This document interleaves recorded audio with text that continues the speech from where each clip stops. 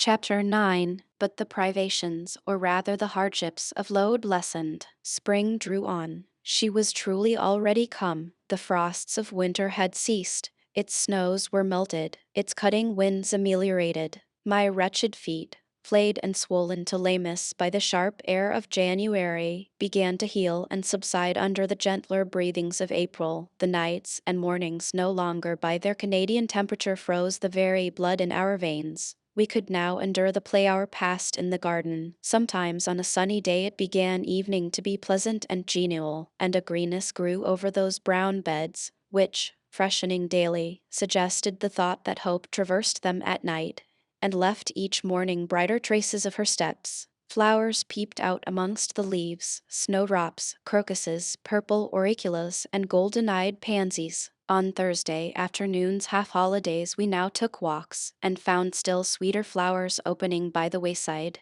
under the hedges. I discovered, too, that a great pleasure and enjoyment which the horizon only bounded lay all outside the high and spike-guarded walls of our garden. This pleasure consisted in prospect of noble summits girdling a great hill hollow, rich in verdure and shadow, in a bright beck, full of dark stones and sparkling eddies. How different had the scene looked when I viewed it laid out beneath the iron sky of winter, stiffened in frost, shrouded with snow, when mists as chill as death wandered to the impulse of east winds along those purple peaks, and rolled down, ing and home till they blended with the frozen fog of the beck. That beck itself was then a torrent, turbid and curbless. It tore asunder the wood, and sent a raving sound through the air, often thickened with wild rain or whirling sleet, and for the forest on its banks, that showed only ranks of skeletons. April advanced to May. A bright serene May it was, days of blue sky, placid sunshine, and soft western or southern gales filled up its duration. And now vegetation matured with vigor, Lode shook loose its tresses, it became all green, all flowery, its great elm, ash, and oak skeletons were restored to majestic life. Woodland plants sprang up profusely in its recesses, unnumbered varieties of moss filled its hollows, and it made a strange ground sunshine out of the wealth of its wild primrose plants. I have seen their pale gold gleam in overshadowed spots like scatterings of the sweetest luster. All this I enjoyed often and fully, free, unwatched, and almost alone. For this unwonted liberty and pleasure there was a cause, to which it now becomes my task to advert. Have I not described a pleasant site for a dwelling, when I speak of it as bosomed in hill and wood, and rising from the verge of a stream? Assuredly, pleasant enough.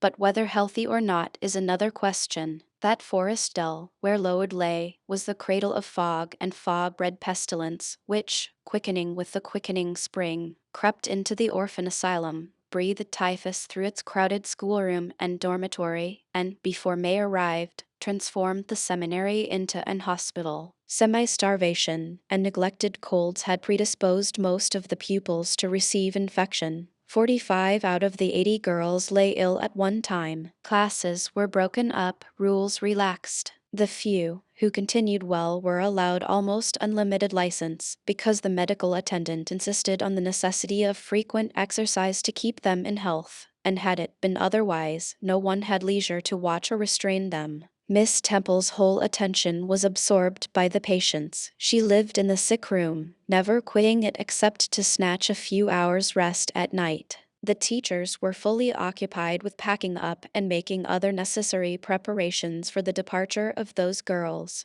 who were fortunate enough to have friends and relations able and willing to remove them from the seat of contagion. Many, already smitten, went home only to die. Some died at the school, and were buried quietly and quickly, the nature of the malady forbidding delay. While disease had thus become an inhabitant of Lode, and death its frequent visitor, while there was gloom and fear within its walls, while its rooms and passages steamed with hospital smells, the drug and the pastil striving vainly to overcome the effluvia of mortality, that bright May shone unclouded over the bold hills and beautiful woodland out of doors. Its garden, too, glowed with flowers, hollyhocks had sprung up tall as trees, lilies had opened, tulips and roses were in bloom. The borders of the little beds were gay with pink thrift and crimson double daisies. The sweetbriars gave out, morning and evening, their scent of spice and apples, and these fragrant treasures were all useless for most of the inmates of Lode, except to furnish now and then a handful of herbs and blossoms to put in a coffin. But I, and the rest who continued well, enjoyed fully the beauties of the scene and season. They let us ramble in the wood, like gypsies, from morning till night. We did what we liked, went where we liked. We lived better too. Mr. Brocklehurst and his family never came near Lode now. Household matters were not scrutinized into. The cross housekeeper was gone, driven away by the fear of infection. Her successor, who had been matron at the Lowton dispensary, unused to the ways of her new abode, provided with comparative liberality. Besides, there were fewer to feed. The sick could eat little. Our breakfast basins were better filled. When there was no time to prepare a regular dinner, which often happened, she would give us a large piece of cold pie or a thick slice of bread and cheese, and this we carried away with us to the wood, where we each chose the spot we liked best, and dined sumptuously. My favorite seat was a smooth and broad stone, rising white and dry from the very middle of the beck, and only to be got at by wading through the water, a feat I accomplished barefoot. The stone was just broad enough to accommodate, comfortably, another girl and me. At that time my chosen comrade, one Mary Ann Wilson, a shrewd, observant personage, whose society I took pleasure in, partly because she was witty and original, and partly because she had a manner which set me at my ease. Some years older than I, she knew more of the world, and could tell me many things I liked to hear. With her my curiosity found gratification. To my faults also she gave ample indulgence, never imposing curb or rein on anything I said. She had a turn for narrative, I for analysis. She liked to inform, I to question, so we got on swimmingly together, deriving much entertainment, if not much improvement, from our mutual intercourse. And where, meantime, was Helen Burns? Why did I not spend these sweet days of liberty with her? Had I forgotten her? Or was I so worthless as to have grown tired of her pure society? Surely the Mary Ann Wilson I have mentioned was inferior to my first acquaintance. She could only tell me amusing stories, and reciprocate any racy and pungent gossip I chose to indulge in, while, if I have spoken truth of Helen, she was qualified to give those who enjoyed the privilege of her converse a taste of far higher things. True, reader, and I knew and felt this, and though I am a defective being, with many faults and few redeeming points, yet I never tired of Helen Burns, nor ever ceased to cherish for her a sentiment of attachment, as strong, tender, and respectful as any that ever animated my heart. How could it be otherwise, when Helen, at all times and under all circumstances, evinced for me a quiet and faithful friendship, which ill humor never soured nor irritation never troubled? But Helen was ill at present. For some weeks she had been removed from my sight to I knew not what room upstairs. She was not, I was told, in the hospital portion of the house with the fever patients, for her complaint was consumption, not typhus, and by consumption I, in my ignorance, understood something mild, which time and care would be sure to alleviate. I was confirmed in this idea by the fact of her once or twice coming downstairs on very warm sunny afternoons, and being taken by Miss Temple into the garden, but, on these occasions, I was not allowed to go and speak to her. I only saw her from the schoolroom window, and then not distinctly, for she was much wrapped up, and sat at a distance under the veranda. One evening, in the beginning of June, I had stayed out very late with Mary Ann in the wood. We had, as usual, separated ourselves from the others, and had wandered far, so far that we lost our way, and had to ask it at a lonely cottage, where a man and woman lived, who looked after a herd of half-wild swine that fed on the mast in the wood. When we got back, it was after moonrise. A pony, which we knew to be the surgeon's, was standing at the garden door. Mary Ann remarked that she supposed someone must be very ill, as Mr. Bates had been sent for at that time of the evening. She went into the house. I stayed behind a few minutes to plant in my garden a handful of roots I had dug up in the forest, and which I feared would wither if I left them till the morning. This done, I lingered yet a little longer. The flowers smelt so sweet as the dew fell. It was such a pleasant evening, so serene, so warm. The still glowing west promised so fairly another fine day on the tomorrow. The moon rose with such majesty in the grave east. I was noting these things and enjoying them as a child may, when it entered my mind as it had never done before, how sad to be lying now on a sick bed, and to be in danger of dying. This world is pleasant, it would be dreary to be called from it, and to have to go who knows where. And then my mind made its first earnest effort to comprehend what had been infused into it concerning heaven and hell, and for the first time it recoiled, baffled, and for the first time glancing behind, on each side, and before it. It saw all round an unfathomed gulf. It felt the one point where it stood, the present, all the rest was formless cloud and vacant depth, and it shuddered at the thought of tottering and plunging amid that chaos. While pondering this new idea, I heard the front door open. Mr. Bates came out, and with him was a nurse. After she had seen him mount his horse and depart, she was about to close the door, but I ran up to her. "How is Helen Burns?" "Very poorly," was the answer. "Is it her Mr. Bates has been to see?" "Yes." "And what does he say about her?" "He says she'll not be here long." This phrase, uttered in my hearing yesterday, would have only conveyed the notion that she was about to be removed to Northumberland, to her own home. I should not have suspected that it meant she was dying, but I knew instantly now. It opened clear on my comprehension that Helen Burns was numbering her last days in this world, and that she was going to be taken to the region of spirits, if such region there were. I experienced a shock of horror, then a strong thrill of grief, then a desire, a necessity to see her, and I asked in what room she lay. "She is in Miss Temple's room," said the nurse. "May I go up and speak to her?" "Oh no, child, it is not likely.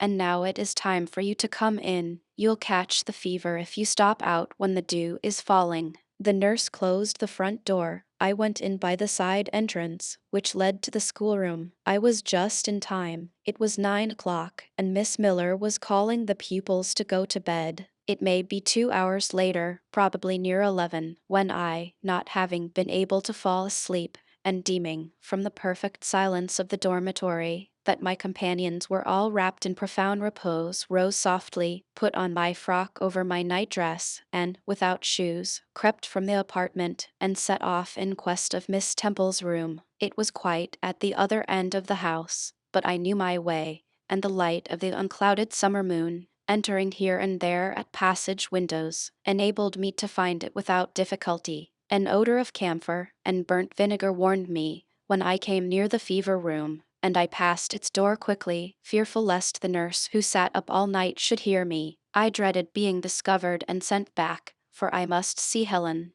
I must embrace her before she died. I must give her one last kiss, exchange with her one last word. Having descended a staircase, traversed a portion of the house below, and succeeded in opening and shutting, without noise, 2 doors, I reached another flight of steps. These I mounted, and then just opposite to me was Miss Temple's room. A light shone through the keyhole, and from under the door, a profound stillness pervaded the vicinity. Coming near, I found the door slightly ajar, probably to admit some fresh air into the close abode of sickness. Indisposed to hesitate and full of impatient impulses, soul and senses quivering with keen throes, I put it back and looked in. My eye sought Helen, and feared to find death. Close by Miss Temple's bed, and half covered with its white curtains, there stood a little crib. I saw the outline of a form under the clothes, but the face was hid by the hangings. The nurse I had spoken to in the garden sat in an easy chair asleep. An unsnuffed candle burnt dimly on the table. Miss Temple was not to be seen. I knew afterwards that she had been called to a delirious patient in the fever room. I advanced, then paused by the crib side. My hand was on the curtain, but I preferred speaking before I withdrew it. I still recoiled at the dread of seeing a corpse. "Helen," I whispered softly, "are you awake?" She stirred herself, put back the curtain, and I saw her face, pale, wasted, but quite composed. She looked so little changed that my fear was instantly dissipated. Can it be you, Jane? She'd asked, in her own gentle voice. Oh, I thought. She is not going to die. They are mistaken. She could not speak and look so calmly if she were. I got onto her crib and kissed her. Her forehead was cold, and her cheek both cold and thin, and so were her hand and wrist. But she smiled as of old. Why are you come here, Jane? It is past 11 o'clock. I heard it strike some minutes since. I came to see you, Helen. I heard you were very ill, and I could not sleep till I had spoken to you. You came to bid me good-bye, then. You are just in time, probably. Are you going somewhere, Helen? Are you going home? Yes, to my long home, my last home. No, no, Helen. I stopped, distressed. While I tried to devour my tears, a fit of coughing seized Helen. It did not, however, wake the nurse. When it was over, she lay some minutes exhausted. Then she whispered, Jane, your little feet are bare. Lie down and cover yourself with my quilt. I did so. She put her arm over me, and I nestled close to her. After a long silence, she resumed, still whispering, I am very happy, Jane, and when you hear that I am dead, you must be sure and not grieve. There is nothing to grieve about. We all must die one day, and the illness which is removing me is not painful. It is gentle and gradual. My mind is at rest. I leave no one to regret me much. I have only a father, and he is lately married, and will not miss me. By dying young, I shall escape great sufferings. I had not qualities or talents to make my way very well in the world. I should have been continually at fault. But where are you going to, Helen? Can you see? Do you know? I believe. I have faith. I am going to God. Where is God? What is God? My Maker and yours, who will never destroy what He created. I rely implicitly on His power, and confide wholly in His goodness. I count the hours till that eventful one arrives which shall restore me to Him, reveal Him to me. You are sure, then, Helen, that there is such a place as heaven, and that our souls can get to it when we die? I am sure there is a future state. I believe God is good. I can resign my immortal part to Him without any misgiving. God is my Father. God is my friend. I love Him. I believe He loves me. And shall I see you again, Helen, when I die? You will come to the same region of happiness, be received by the same mighty, universal parent, no doubt, dear Jane. Again I questioned, but this time only in thought. Where is that region? Does it exist? And I clasped my arms close around Helen. She seemed dearer to me than ever.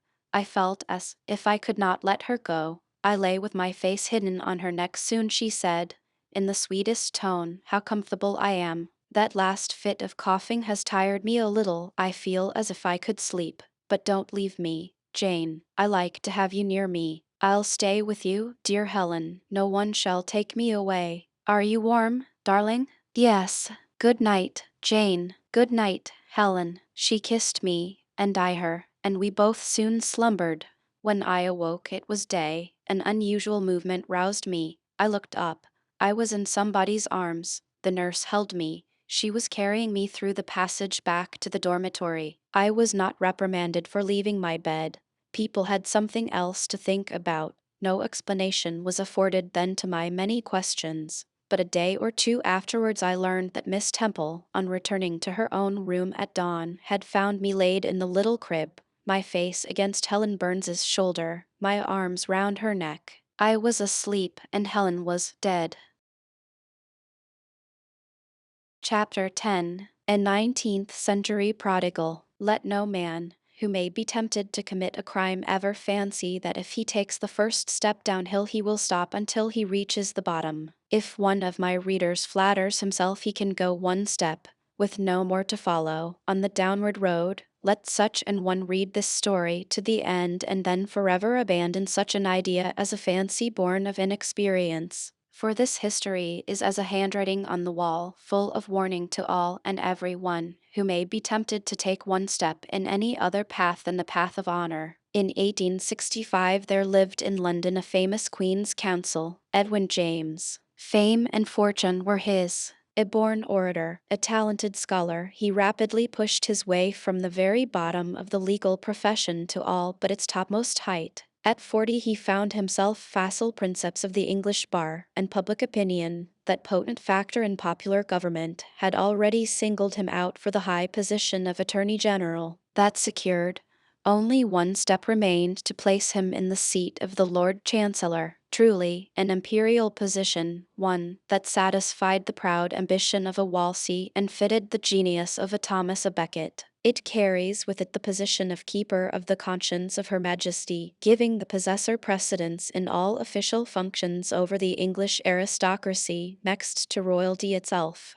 But about this time dark whispers began to fly about through the clubs of London. Soon it became known that 99 Edwin James, the Lord Chancellor-to-be, was in the toils, and it shortly transpired that, in spite of the fact that his income from his profession was nearer than £10,000 per annum, it had proved insufficient and he was heavily in debt, and worse. It would seem he was keeping up what in the polite language of society are known as dual houses. A woman of brilliant beauty presided over one, and the marvelous beauty of its mistress was only equaled by her extravagance. He also had a fondness for associating with younger men than himself, and had got into a particularly fast set of young lords and army men. At his club he had lost large sums at baccarat and loo, and, in an unhappy hour for himself and his, he stooped from his high position and, miserable to think of, committed a crime. This, in the expectation that he would relieve himself from some of the more crushing obligations he had heaped upon himself, either through the extravagant vagaries of his imperious mistress, or by his own rashness in trying his luck among the lot of titled sharpers. He had among his clients one fast, evening madly extravagant youth, heir of an historic name and of a lordly estate. To supply his extravagance, my lord had applied to the money-lenders, those sharks that in London, as elsewhere, fatten on such game. These gentry were eager to lend the young blood money upon what are known in English law as post-obits, which loans in this particular case carried the trifling interest of about 100% per annum. James was cognizant of his friend's excursions among the money-lenders, and no doubt he thought the young spendthrift, when he came into his fortune, would never know within a good many thousands how much he had borrowed, nor even the number of post-obits he had given. I will just explain that a post-obit is a form of note or due bill given by the heir of an estate, usually of an entailed estate,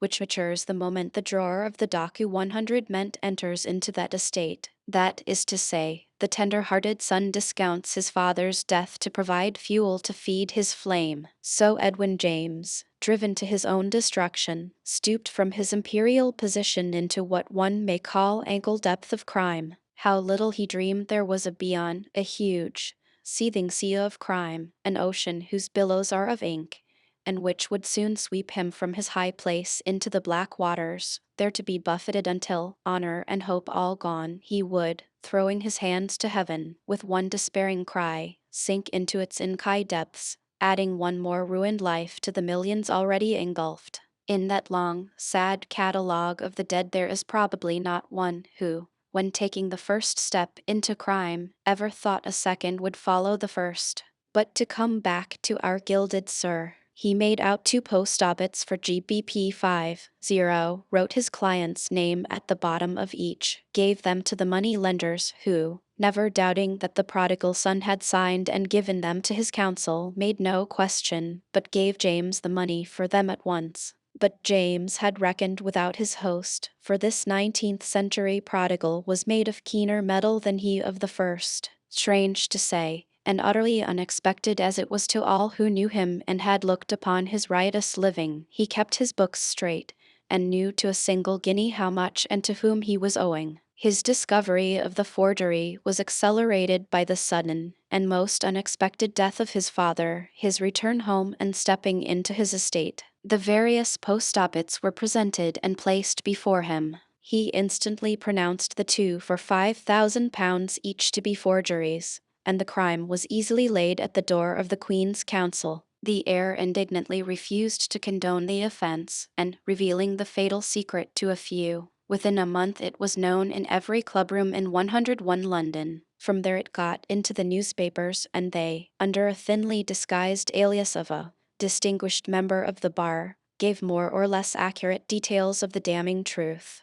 His former client eventually said he would not prosecute the forgery if the criminal left England. If not, he would immediately go before the grand jury, procure an indictment, and have this man, who had moved a prince among men, arraigned in the dock at the Old Bailey, there to plead and stand trial like any common criminal. And he fled. Of course, like all fugitives from justice throughout the Old World, he looked to America for a city of refuge, and here he came. Not to keep my readers too long from the main narrative, it will suffice to say that soon after his arrival he applied for admission to the bar of New York, but first he won to his cause the high-souled Richard O'Gorman, then a leader of his profession. It was for Edwin James a lucky stroke, for at this time O'Gorman was in full possession of his magnificent powers. Few could resist his magic. His great heart was stirred, and he took up the cause of his friend as if he had been his brother. The English lawyer's reputation was known to every member of the bar of New York,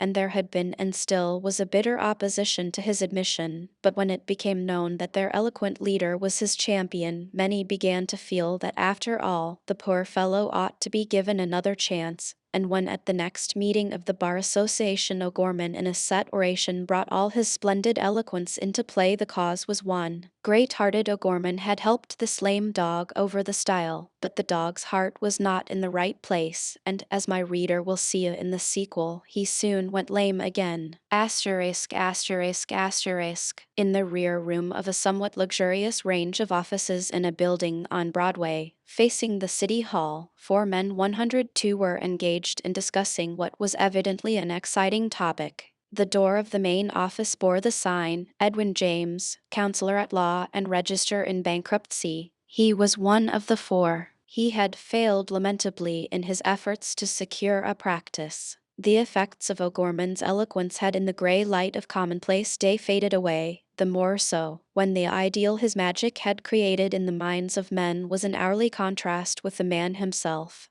and his history. His professional brethren looked upon him with suspicion, and there was a general impression abroad that his escapades were not over yet. He had launched out in his office and home somewhat extravagantly, and now, once again pressed by clamorous creditors, he had once more drifted upon the borderlands of crime, and was here with his companions planning a criminal transaction in order to pay his more pressing debts. One of these 4 was Bria, who, with a keen eye to business, had married the discarded daughter of a wealthy but not over-respectable New York family, and he had, unsuspected, pulled the wires so that James had been employed as the family lawyer, and in that capacity had drawn the wool of the mother. She was an imperious, hot-tempered body, one who, when aroused, was accustomed to use language more vigorous than polite, and who not infrequently went to fisticuffs with her daughters. The husband and father, the creator of the fortune, was dead, and the vast family property, in securities, stocks, and lands, was vested absolutely in the mother.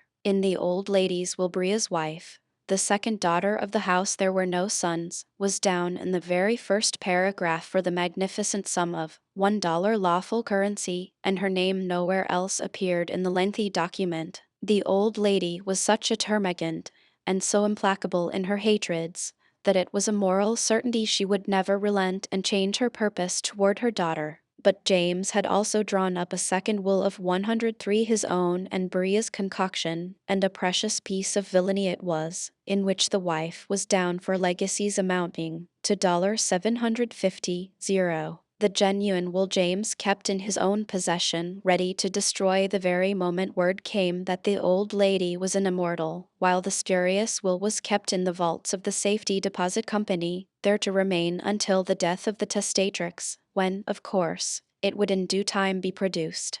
Bank of England parlor. Bank of England parlor. Bria had been introduced to the other 3 men and cultivated their acquaintance in the belief that they would some day be useful to him. He had a few days before introduced them to James. As a matter of precaution he had concealed from them all knowledge of the will. At the same time he gave them a hint that there was something in the wind, but that some way must be found to secure at once a few thousands, enough for a year or 2, until the good time came when fortune was to lavish her favors on them all with a liberal hand. But money must be had at once, for Bria and James were in sore straits, particularly James, who had been threatened with arrest, and was so far involved that he always entered and left his house at night in order to escape importunate creditors. This was James' second interview with the men, and the first time he had been alone with them. He saw at once that he had to do with able, clear-headed men, took them into his confidence, and, in order to excite their hopes and to bind them to him as well, he confided to them the plot of the forged will, producing the genuine for their inspection. He assured them that it was a sure and speedy fortune, as the lady was old and frail in health,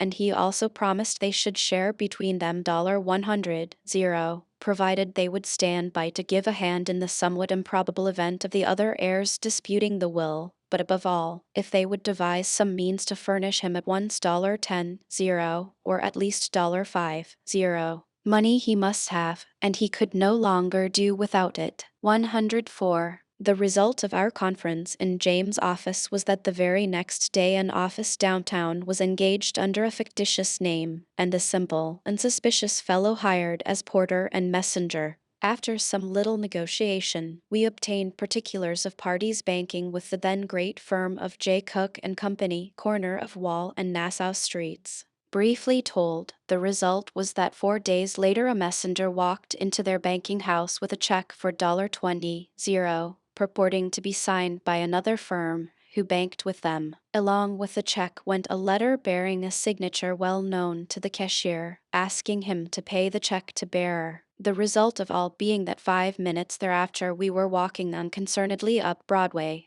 and sending a message to James to meet us at Delmonico's, the corner of Broadway and Chambers Street. We sat down awaiting his arrival. He had anxiously been looking for news, and almost before we had seated ourselves he entered, eager and anxious-looking, but, when he glanced at our faces, a happy expression came over his own, and without a word he put out his hand. After a warm greeting, I produced the roll, and, to his delight, I handed over to James 10 500s. On the tomorrow I went to the office, and, paying my messenger a week's wages, besides making a small gift, told him he need not come any more. With this 20,000 coup we fondly thought all our troubles, and all our unlawful acts were ended. We now had a few thousands, sufficient to last until the $50 we had invested in the wool case should bring in a dividend that would mean a fortune for us all. So we took things easy about town, and altogether thought ourselves pretty good fellows, and this world a very good sort of place to be in. Thus the winter passed by and the summer was at hand. Our thousands of the year before had dwindled to hundreds,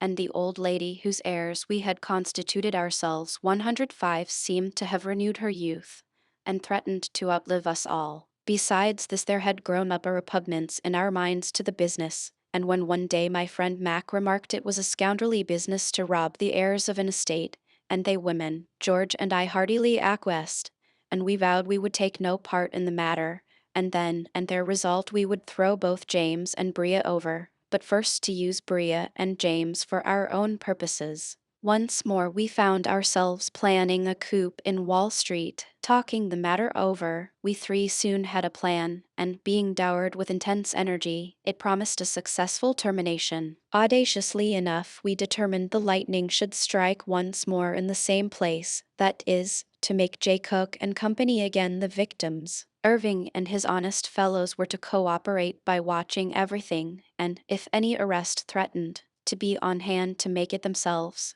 and then let the prisoner escape. Most important of all, when the bankers drove up in hot haste to police headquarters to give information, James, honest James, would be on hand to receive them, would call in his 2 trustees to get with him full particulars of the robbery and a description of the men. Then the bankers would be sent away with assurances that, we know the men and will have them, but at the same time warning them to keep the matter a secret in order better to enable them to catch the villains. If successful, the detectives were to receive 25% between them. Our plan required James to play an important part, and although no confederacy could be fixed on him, yet he would hardly escape questioning and a very considerable degree of suspicion, so much so that it probably would put an end to any lingering remnants of character he had on hand or in stock. But he was tired of America and determined to go to Paris with his share of the plunder. 106 Our visits to James had always been in his private office,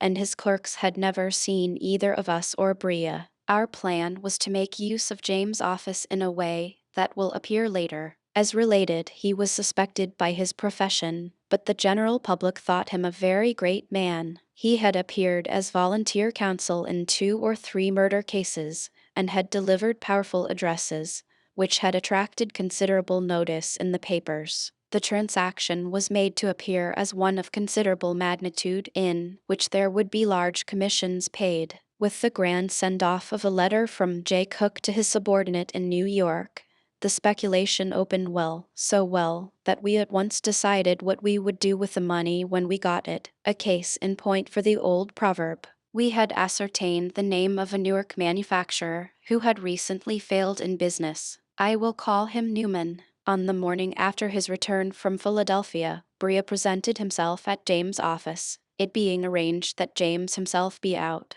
So Bria told the clerk that his name was Newman, that he had lately failed in business, and intended to employ Mr. James to put him through the bankruptcy court. The clerk told him to come again at 12, and he would find Mr. James in. At 12 he came. The clerk introduced him. James kept the clerk conveniently near, that he could hear the conversation. Bria, as Newman told James he had used in his business $240,000 belonging to his wife and her mother, and that in scheduling his assets he proposed to use 109 enough to make those amounts good, intending to conceal the fact from his creditors. He determined to invest the amount in bonds, so ran his story, and was going to deposit the money in the bank that very afternoon, at the same time producing his letter of introduction from J. Cook. All of this, of course, being for the eye and ear of the clerk, who may be required as a witness of his employer's good faith. Mac and George were without, and were stricken with consternation, for a minute's observation of the gathering crowd and the rushing into the bank of excited people convinced them something unusual was in the wind, and they knew noise must be in deadly peril. Mac rushed into the bank in hope, to warn or to be of help. Page 236. Mac and George were without, and were stricken with consternation, for a minute's observation of the gathering crowd and the rushing into the bank of excited people convinced them something unusual was in the wind, and they knew noise must be in deadly peril. Mac rushed into the bank in hope, to warn or to be of help. Page 236. Bria Newman also paid James, in presence of the clerk, a retaining fee of $250, which was privately returned. James banked in Jersey City, and when Newman said, "Introduce me at your bank, as I want a small credit handy," James said, "My bank is in Jersey City." The clerk's brother was paying teller at the chemical bank, and, as was expected, he at once spoke up, saying, "Let me introduce Mr. Newman in the chemical bank." So down went Newman and the clerk, and in 10 minutes our man had the chemical bank checkbook in his pocket and $50 to his credit in the bank. The same afternoon he presented his letter of introduction at J. Cook & Co. and was cordially received. He, of course, told a totally different story there. In this case a relative, lately deceased, had left him an estate of great value. He was, he said, realizing on his real estate and buying bonds as fast as his money came in, and he wanted to invest $1 million in various railway bonds. At present he had $240,000 on hand, which he wanted to invest in government bonds. He then left for the time being, leaving a good impression, which his refined manner and appearance confirmed. So far all was well, that is, all was well from our point of view. The next 2 or 3 days Bria paid several visits to the chemical bank, getting small checks for $500 and $10 certified, and now had his account drawn down to $10. The day before he had called on J. Cook & Co. and told them he would take $240 in 7/30 bearer bonds, and that he would call the next day and pay $110 for them. At the same time he got them to give him a pro forma bill for them. The eventful day had come, and James, to get his head clerk out of the way, sent him to the Admiralty Court to take notes of the evidence in a case going on there. At 10 o'clock, Bria sent a messenger with a note to the bankers requesting them to send the bonds to Edwin James' office, and he would pay for them on delivery. He could not come himself, as he was in consultation with the executors of the estate. In the meantime, a check for the full value of the bonds, $240,000, had been made out. It was drawn on the chemical bank and was, in fact, similar to those always given between bankers on bond transactions. Bria had drawn his own check for $240 and had it in his hatband with the $240 dummy check.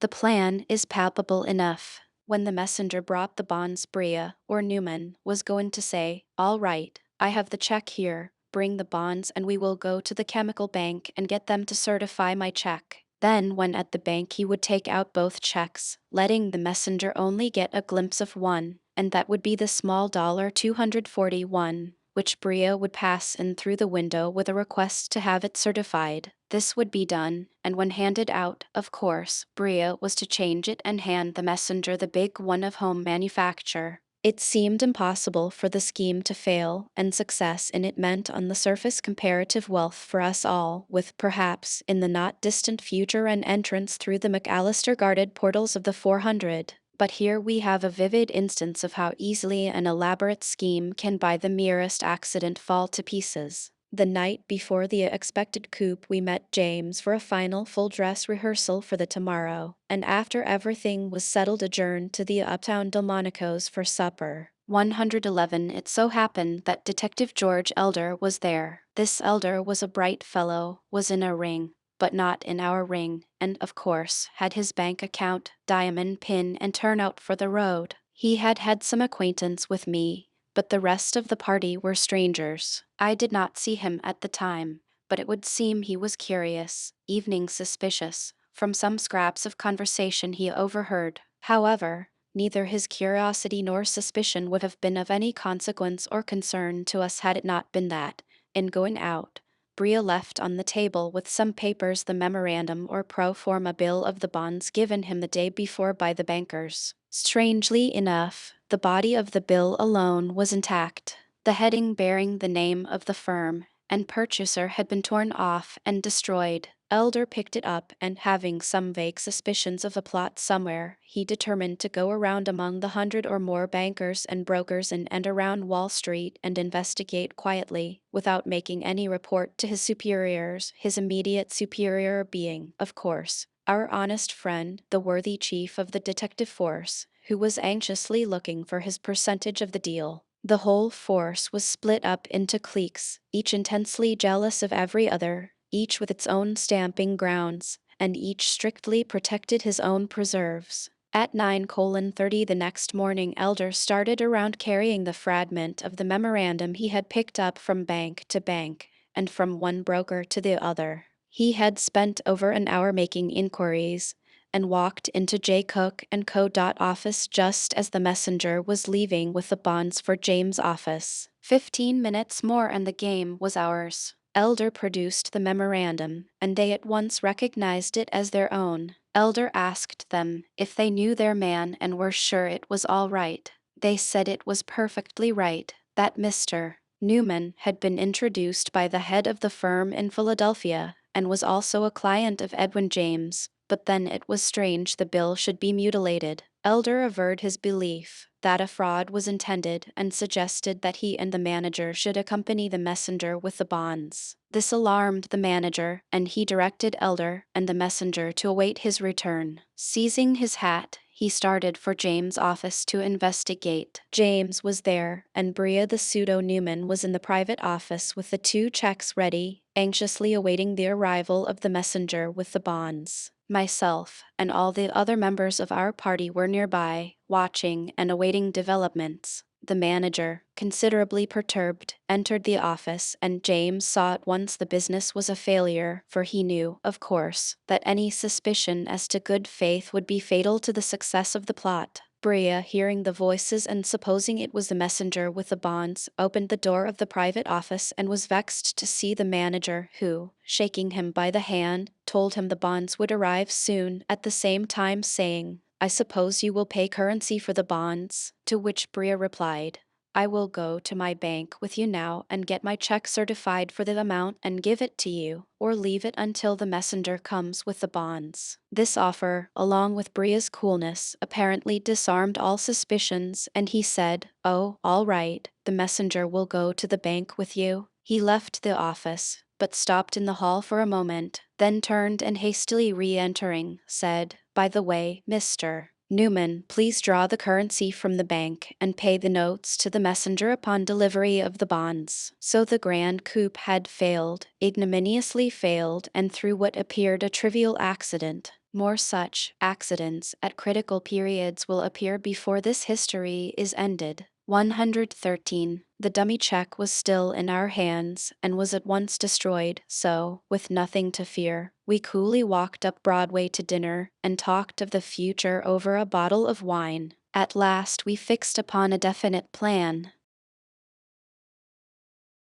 Chapter 11. Crack the lawyer's voice that he may never more false titles plead, nor sound his quillets shrilly. The eastward hoe was a hint of a project we had frequently talked over as a possible speculation. Here we see how men are led on step by step from bad to worse, when once they set out on the primrose way. In returning from Europe with the $10.00 commission in my pocket, I vowed never again to engage in any unlawful speculation. I was through. No criminal life for me. Then came the day when we struck for the $20.00 and won, and we were all happy in the thought that our last unlawful deed was over. Then we took the third step we had vowed never to take, and had discussed the $240.00 project. We had spent money on it, had laid our plans cunningly and deep, and were confident of success. We had even planned how to invest our thousands in an honest business, and so win the esteem of all good men, and, of course, in some happy future would make restitution.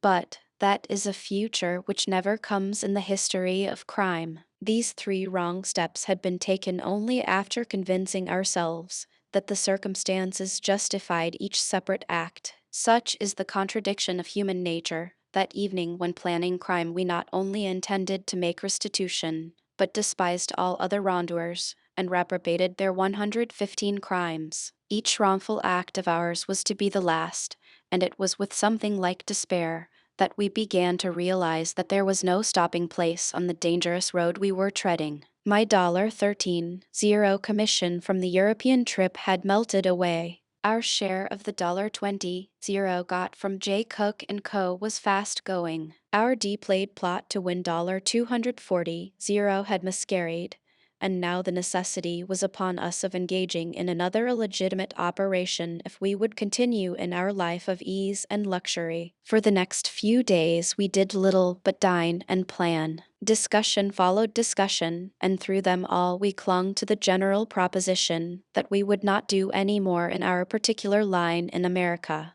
At last we resolved to go to Europe and realize the fortune that seemed to elude our grasp at home. We resolved to tell Irving in a general way that we were going to Europe to make some money and would pay him and his two fellows their percentage. Then we could apparently work with impunity, for, of course, if we committed a forgery in Europe and were recognized as Americans, as probably we would be, the foreign police would report the case to the New York police, that is, to Irving, and we should be safe in New York. Edwin James and Bria had dropped out of our lives for good, but as my readers will be curious to know of their fate in after times, I will relate it in this chapter. The morning our scheme on J. Cook & Co. fell to pieces, as soon as the manager left the office, telling Bria he was to pay cash for the bonds in place of the check, it was recognized at once that the game was up, and the only thing remaining was to shield James as much as possible. So Bria left the office, but first instructed the clerk to tell the messenger when he came that he had gone for the money,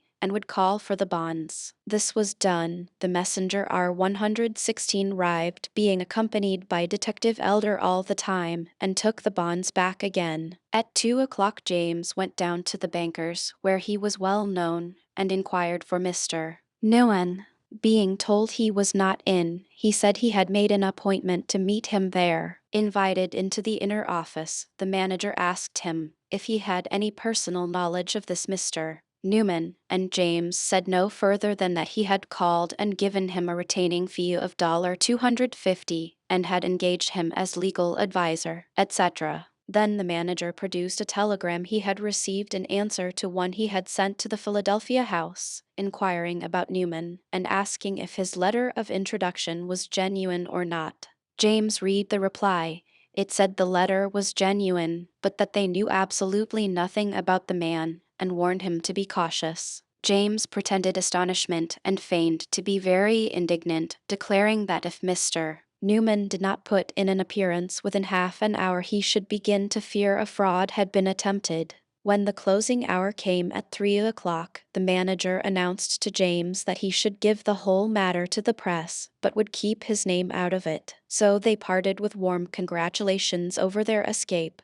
the manager pretending to believe James was an innocent tool, but no doubt with a shrewd suspicion that he intended to have a finger in this pie had the pie ever been baked and divided. Had the bankers been victimized, they would have striven with all their power to keep the fact a secret, and forbidden their employees to breathe the word about it to any one. But now the case was different. All the morning papers had long accounts of the transaction. They were absurdly inaccurate, but all agreed as to the extreme cleverness of the manager, and noticed how he had suspected, etc., while poor Elder, who both expected and really deserved all the glory, was not even mentioned in the News 117 paper accounts. However, his feelings were soon after solaced, as Irving informed us that Elder had stood in on a deal that paid him well. The $5.0 we gave James eased up matters for a time. Practice he had none, but managed to hold on in the hope of realizing on the Bria will matter, but getting deeper and deeper in debt. One night, 4 years later,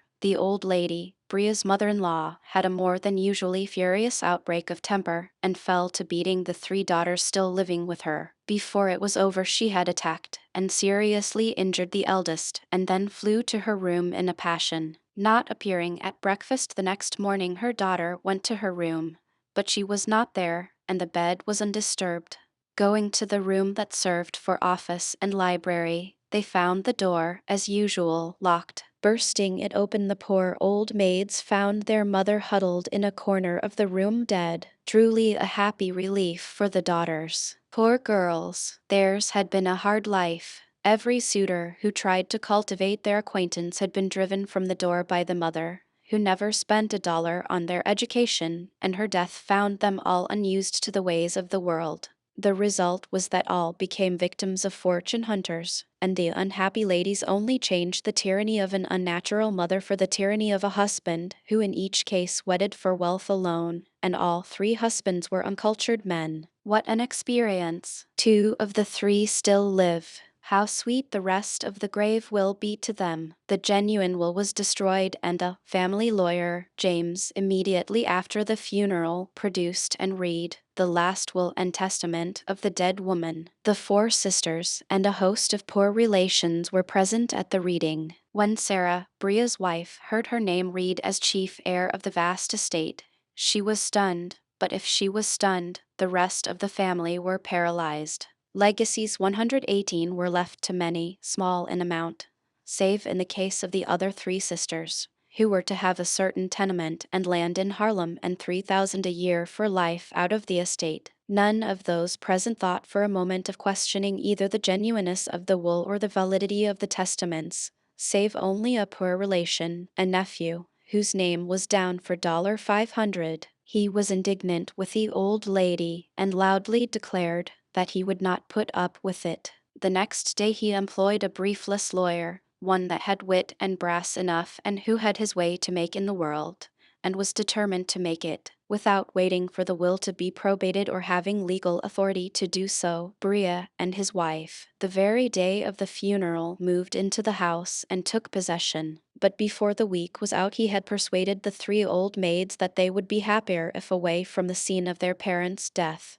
So he had them installed in their own house at Harlem, he remaining in undisturbed possession, waiting only for the will to be probated in order to take possession of upward of $200 in cash and bonds still in the custody of the old lady's bank. He had full possession of the house, and with entire confidence waited to be put in legal possession of all. But little did he dream that at that moment there was one poor torn sheet of foolscap in the library, casually thrust in a book, lying completely at his mercy to destroy, if he could only have known it, which was going to tear all his wealth from his grasp and drive him forth the foiled plotter, to become an adventurer and ultimately to perish a miserable outcast. The executors of the will, the same in the forged will as in the genuine, were two simple shopkeepers living near. Egan was the name of the nephew, and to the surprise of the executors his attorney notified them he should contest the will on behalf of his client, and warned them to dispossess Bria of the house until such time as the law decreed it to 119 be his wife's property. The attorney knew the standing of James in his profession, and being capable of pretty sharp practice himself, he, by some extraordinary intuition, boldly asserted his belief that the will was a forgery. The three sisters declared they would not contest the will, and had Bria acted wisely by fixing it up to give the attorney a liberal fee, and Egan a paltry $1,000,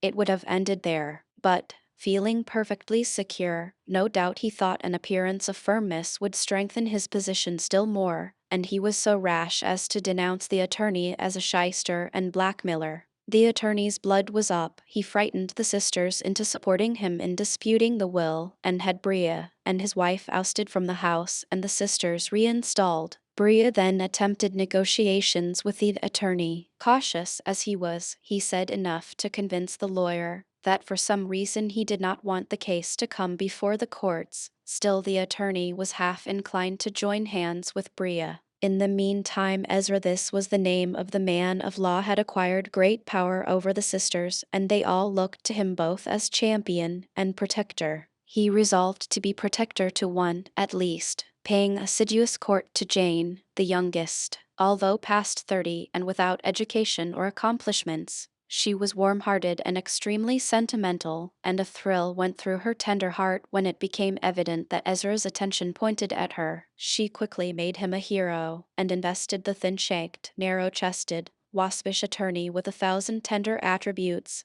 And when, after 1 month's acquaintance, she found herself alone with him in the poky little parlor and he asking her to be his wife, her woman's heart overflowed, and telling him she had loved him from the first hour they met, she threw herself into his arms, crying she was the happiest and most favored woman in the world. In the amid of the happy lovers' talk she ran to the shelf, took down a 120 book, and, opening it, revealed a soiled sheet of paper and asked her lover what it was. His love had given him a gift, truly. His trained eye recognized it at once as a draft of a new will, in the handwriting of the deceased mother, and dated the very night of her death. It was a rough draft, but across the bottom was drawn the bold, masculine signature of the old lady. There were no signatures of witnesses, but Ezra was lawyer enough to know it would stand and that it revoked all previous wills. Calling in the two elder sisters, he read the will to their amazed ears, and then and there wrote out a full statement as to the circumstance under which it was found. All four attached their signatures to the document,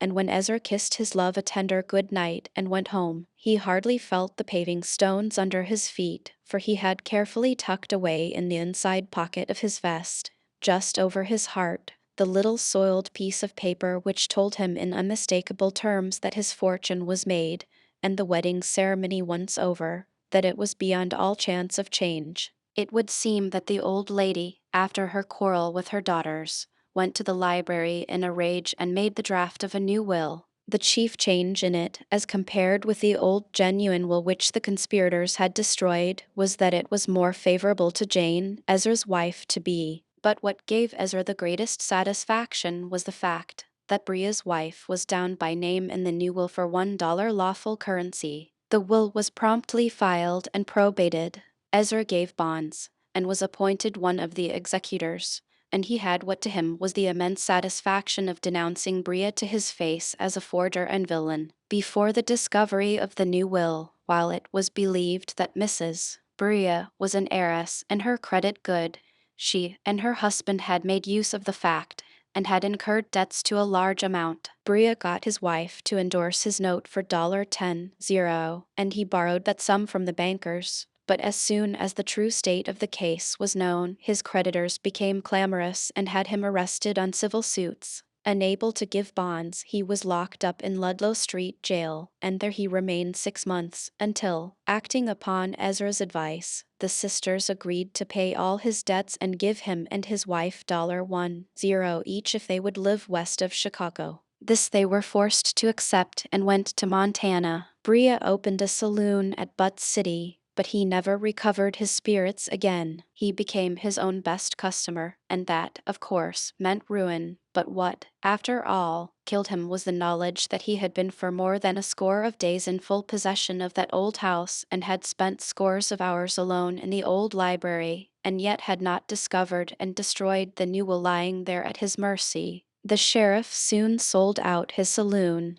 while his wife eloped with his best friend, ruined in pocket, health, and character. Poor old Bria was left bare to every storm that blew. One morning, as the sun was rising over the town, surprising half a dozen belated gamblers in Ned Wright's saloon as they were getting up to leave, they found lying across the threshold the body of a man, ragged, emaciated, forlorn. It was Bria. As soon as James had read the will, he insisted upon having $5 from Bria at once, and he got the money. But when that thunderbolt of the new will fell on the two men, James sadly recognized that fortune and he would shake hands no more, so far as this world is concerned, and he resolved to chance returning to London before the whole of the $5 he had from Bria was gone. To London he went. He lived a few years in extreme poverty, driven to all manner of miserable shifts, and at last died. Chapter 12.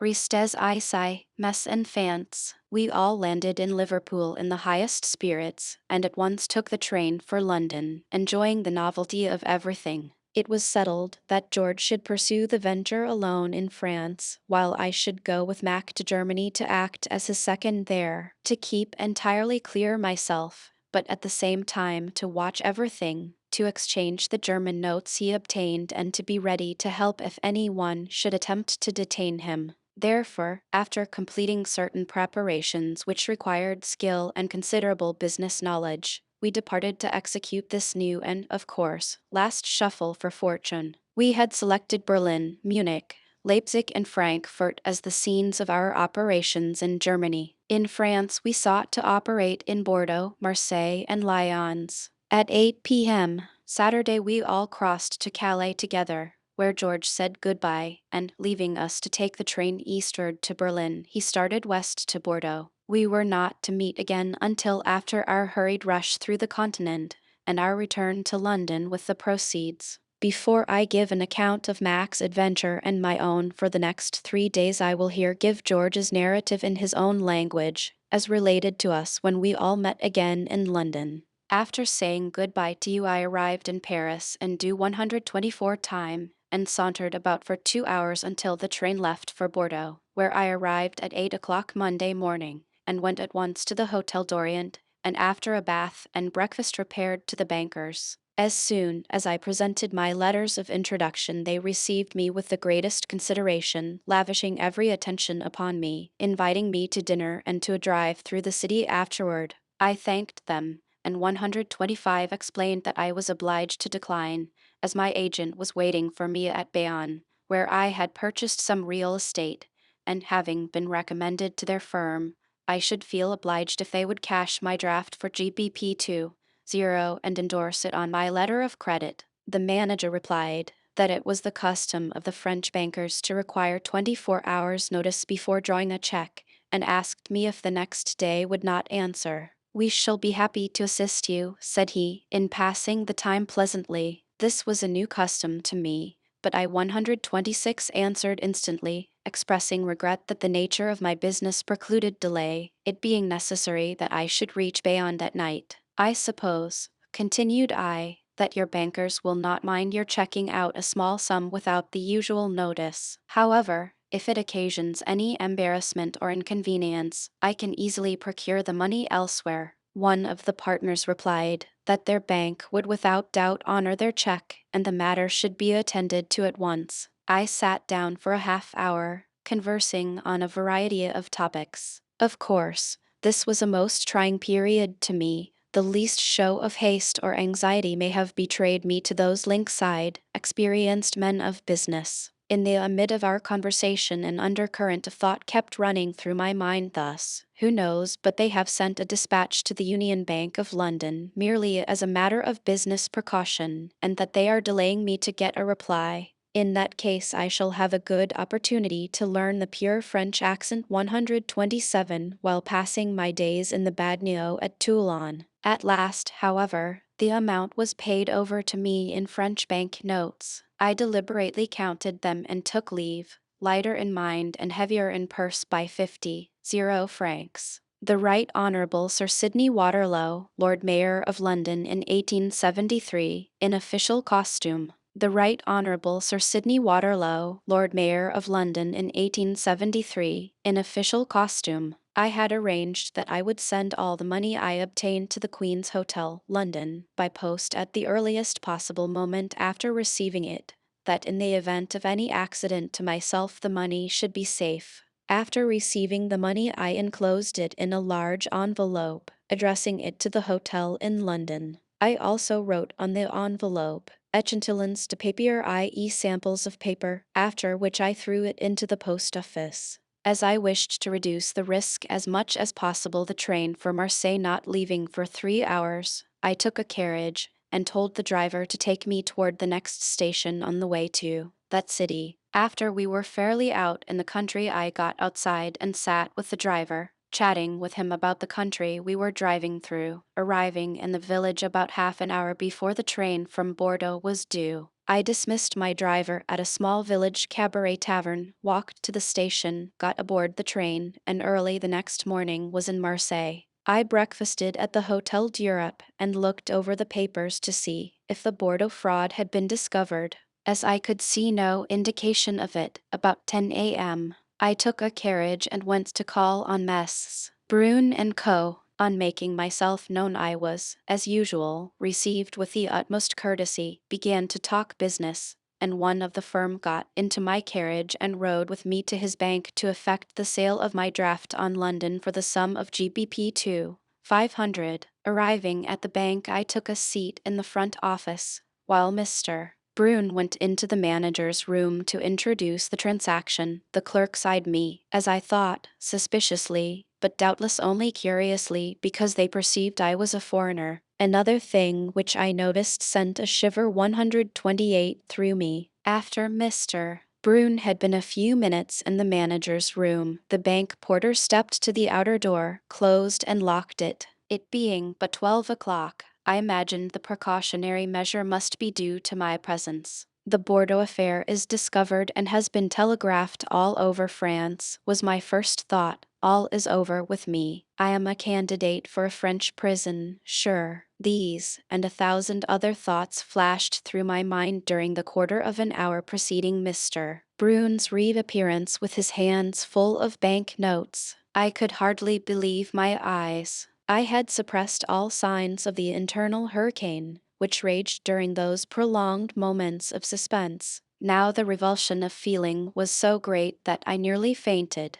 However, by a mental effort, I recovered my self-possession and effectually masked all inward convulsions. Mr. Brune placed in my hands 62 francs in notes of the Bank of France, and we then descended to the carriage and drove to my hotel, where we parted. I paid my bill and at once made preparations to start for Lyons, which was to be the next and last scene of my operations in France. As my train did not leave for 3 hours, I got into a carriage at some distance from the hotel and was driven toward the next station, located on the beautiful bay a few miles from Marseille. After driving along the shore of the bay for some miles, I remember we met two women, dressed in the quaint costume common to that part of the country, each carrying a basket of eggs. I stopped the carriage and endeavored to enter into conversation with the pair, but could not understand a word of their patois.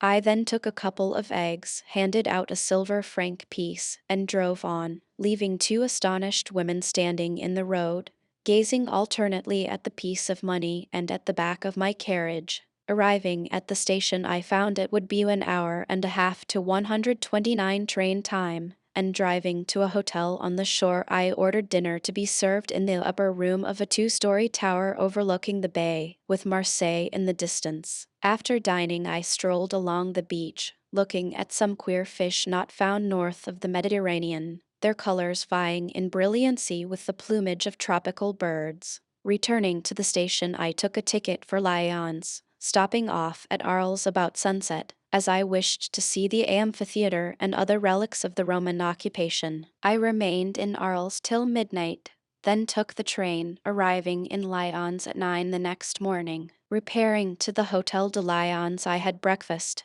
and on looking over the papers became satisfied that as yet no discovery had been made. Therefore, I resolved to carry out my third and last financial enterprise and then return to London with all speed. I called a carriage and drove at once to the establishment of Messrs. Powdert and Co. I sat near the desk, conversing with the head of the firm, and opened a dispatch I sent from Arles, and, after reading, handed it to him, saying, "I see that I shall have use for 60 francs, and must ask you to cash a draft on my letter of credit for that amount." He immediately stepped to the safe, took out a bundle of 10 franc notes, and counting out 60, gave them to me. As it was almost certain that the Bordeaux fraud would soon be discovered, I determined, now that my risky work was completed, to attempt an immediate escape from France by way of Paris and Calais. I did not, therefore, take the train direct from Lyons to Paris, but engaged a carriage and drove back to a junction toward Marseille. Here I took a train, which intersects further to the northward with another road leading through Lyons to Paris. After going the roundabout route above described, I was back at the Lyons station at 9 p.m. in a train bound for Paris, where I arrived without further incident.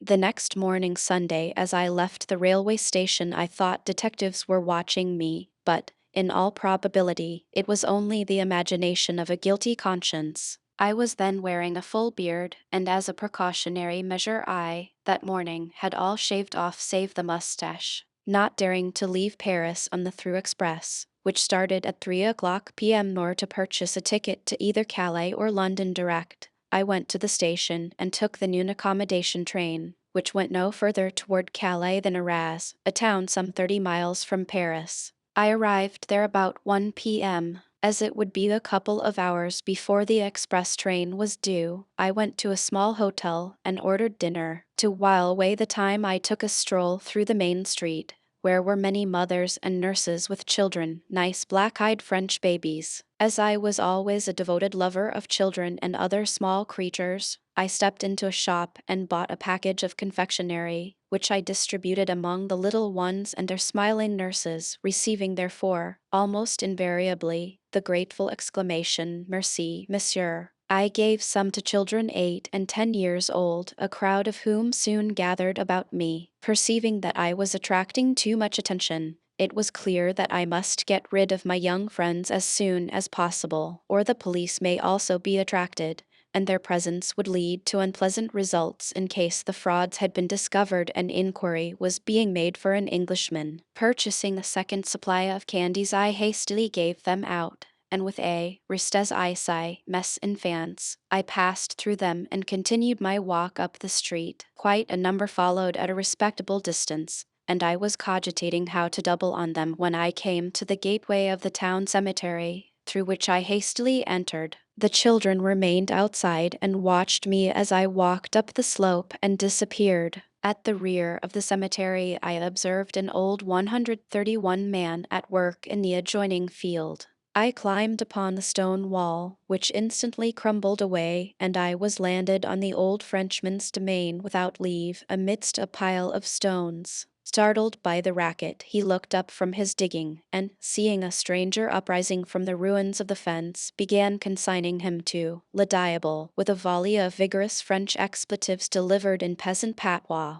I listened to him, much amused for a moment, and then held up a 5-franc piece. As soon as he beheld it, a wondrous change came over him. He eagerly seized the silver, and immediately showed me to a lane, which led almost directly to the railway station. Chapter 13. We talk of the stars and do the other thing. After we saw George off to Paris on the train, Mac and I walked up and down the platform outside of the station, stargazing. Mac, with his brilliant scholarship, elegant speech, logical force, and fiery enthusiasm, made a most fascinating companion. The study of mankind is man, the old proverb says, but like many other proverbs, there is a full measure of unreality in it. It takes a good amount of arrogance and conceit for one to fancy he is going to study and understand men. No man can understand himself, and by no amount of experience or study will he ever come to understand that subtle thing he calls his mind or understand the motives that sway him. I only wish one of those scientists who amuse themselves by pretending to study and understand human minds and motives could have sat in Mac's brain that night, have thought his thoughts and heard his speech, while remaining ignorant of our history and mission. Mac's mind was a storehouse of erudition, his memory a picture gallery, whose chambers were gilded and decorated with many a glowing canvas. As a child he was familiar with the Bible, the Old Testament particularly, and, improbable as it seems, was still a diligent student of Holy Writ. His mind was completely saturated with Bible imagery, yet there we were with our 133 pockets full of forged documents walking up and down that platform stargazing, while he talked with intelligent enthusiasm of those silver flowers in the darkened sky, of stellar space, how in its infinity it proved the presence of deity, that with him there was no great and no little, that a thought sweeping across the God-given mind of an infant was as wonderful, and as much an evidence of power as the millioned arch of radiant suns in the Milky Way. While speeding through Belgium on our way to the Rhine, he continued until the sun shone upon the horizon. It was something to stir one's enthusiasm to see his sublime faith in the mighty destiny of man, and to listen to him tell of the dignity and grace of every human soul, and his sure faith that all would be garnered in the mighty plains of heaven, and he meant and felt it all. Yes, meant all he said, believed all he said, believed that he himself was a potent factor in the divine economy, and, furthermore, believed it behooved every man to do all things, to be all things good and true. Yet on this Sunday morning we were fast speeding to the scene of our contemplated schemes, and with light hearts looked forward to a speedy return to London, fairly well laden with plunder. We talked the whole night through, or rather Mac talked and I listened, and it was a treat to be a listener, he being the speaker. A period was put to his oration by the train stopping at Luxembourg, we being summoned to breakfast. On resuming our journey we took a nap, and when we awoke we found ourselves nearing the Rhine. About noon we arrived at Cologne, and going to Woolwich-Platz, drank a bottle of Take in a famous wine cellar there. Then hurrying back to the station we traveled across the sandy plain that stretches from near the Prussian border to the capital. We arrived soon after dark, and Mac went at once to the Hotel Lion de Paris and registered. I waited across the street in the shadow of the Empress Palace. Mac soon came out, 134, and we went to dine in a large cafe. We enjoyed the novelty of the scene, and were never tired of marveling over the all-predominant militarism. Soldiers everywhere, all with good lungs and loud voices. We spent the evening seeing the town. At midnight we parted to meet and breakfast together at the cafe at 8. I then went to an obscure hotel and soon was in the land of dreams. In the morning I awoke with an anxious feeling, and found myself wishing it were night. At 8, the appointed time, I met Mac. He may possibly have felt some anxiety. If so, it was invisible. When an honest man makes a mistake he has not only sympathy, but can always pick himself up again. With a rogue a mistake may easily be and almost always is fatal. We feared the unseen and the unexpected. Above all, our imagination magnified the danger. while tormenting us with needless fears. In Germany, the banks open at 9 o'clock, and we knew they would receive soon after 8 the letter we had deposited in the mail in London. We decided that it would be best for Mac to enter the bankers at 5 minutes after 9. We had discovered the night before the location of the firm. During breakfast, Mac went carefully through his pockets, taking out every scrap of paper and turning everything over to me, then taking out from among the others in our bag the letters of credit and introduction. We made our last scrutiny of them. We had not settled upon the amount he should ask for, but agreed that it should not in any case be less than 25 golden dollar 10. If everything seemed favorable, then Mac was to use his own judgment and demand any sum under 100 golden dollar 40. His letter of credit was for GBP 10, and we did not want to leave it behind. Of course, if we drew any less sum than the amount the credit called for, the sum we drew would be endorsed on the letter, and it would be returned to Mac and be instantly destroyed. So, with the documents in his pockets and giving me a smile, out he went, and I followed after, keeping 135 him in sight, and very anxious I was. We were on Unter den Linden, walking one square and turning to the left half a block away were the bankers' Hebrew. By the way, I saw Mac saunter up the steps and disappear from view. Outside of America, money transactions are carried on with the utmost deliberation, to an American with exasperating slowness, so I thought it possible he may remain invisible for a whole half-hour, and a long half-hour it would be to me. In order to have my anxiety shortened by evening a half-minute, we had arranged that when he came out, if he had the money, he was to stroke his beard as a signal. If it was all right, but delayed, he was to put his handkerchief to his face, but if everything was wrong, he was to clasp his hands across his breast for a moment. Boys, that is the softest mark in the world. Page 145. Boys, that is the softest mark in the world. Page 145. In that event, I was to keep a lookout to see if he was followed. If so, I was to give him a signal, when he would go straight to his hotel. In passing through, would dispose of his tall hat, and put on the soft hat he had in his pocket, then pass out the back entrance and hasten to a certain hat shop, where I would meet him, and take a cab to a little town 6 miles away, called Juderbach, where all trains going south, west, and east stopped. While driving out, we would settle on some plan, but this emergency did not arise. I had stationed myself in a little shop across the street, and from that vantage ground was watching for Mac's reappearance, and just as I had settled myself for a weary watch, out he came, smiling and stroking his beard. A moment's glance satisfied me he was not followed. I hastened after, and, coming up with him as he turned the corner, he merely said £600 $13. It seemed too good to be true, and I said, "I don't believe you." He replied, "It is all right, my boy, here it is," at the same time thrusting a big package containing golden notes into my hand. We instantly separated, I hastening to different but nearby brokers' offices, buying for nearly the full amount French bank notes and 136 gold. We went straight to the hatter's and bought one of those broad-brimmed German student hats, which, when he had placed it on his head, put on a pair of spectacles and parted his flowing beard in the middle, made such a transformation in his appearance that I myself would have passed him unrecognized. In the meantime, I had picked out a cab driver, a stupid-looking, conservative-appearing old fellow, and engaged him to drive mich und meinen Freund nach Juderbach. So we entered the cab, an open one-horse affair, and started for that town. Our next objective point was Munich, but as the train did not leave until noon, we preferred to spend the time in a pleasant drive, and at the same time make assurance of our escape doubly sure. Around Berlin the country is flat and uninteresting. Our driver was a crabbed old fellow, but we managed to extract some amusement out of him. What pleased us greatly was to see him from time to time take out from under his seat a loaf of black bread and cut off a slice for himself and one for his horse, and then, seeing we were in no hurry, he would get down,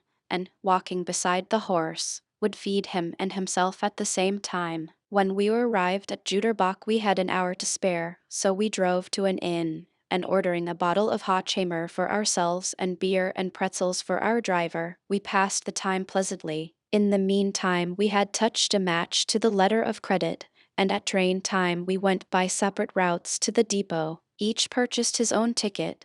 To Nuremberg, mine was his to some nearby city, and at 12:30 we boarded the train and were off for Munich and more profit there on the tomorrow. Late at night we arrived, and after locating the bank we went to a theater, where a variety show was going on, and found the performances good, quite up, in fact, to similar exhibitions here. When the house closed we separated for the night, each going to a different hotel. Our plan was to secure all the cash we could in Munich in time to take a train that left for Leipzig a little before 10 o'clock, arriving there soon after 1, in time to visit the Leipzig bank the same day.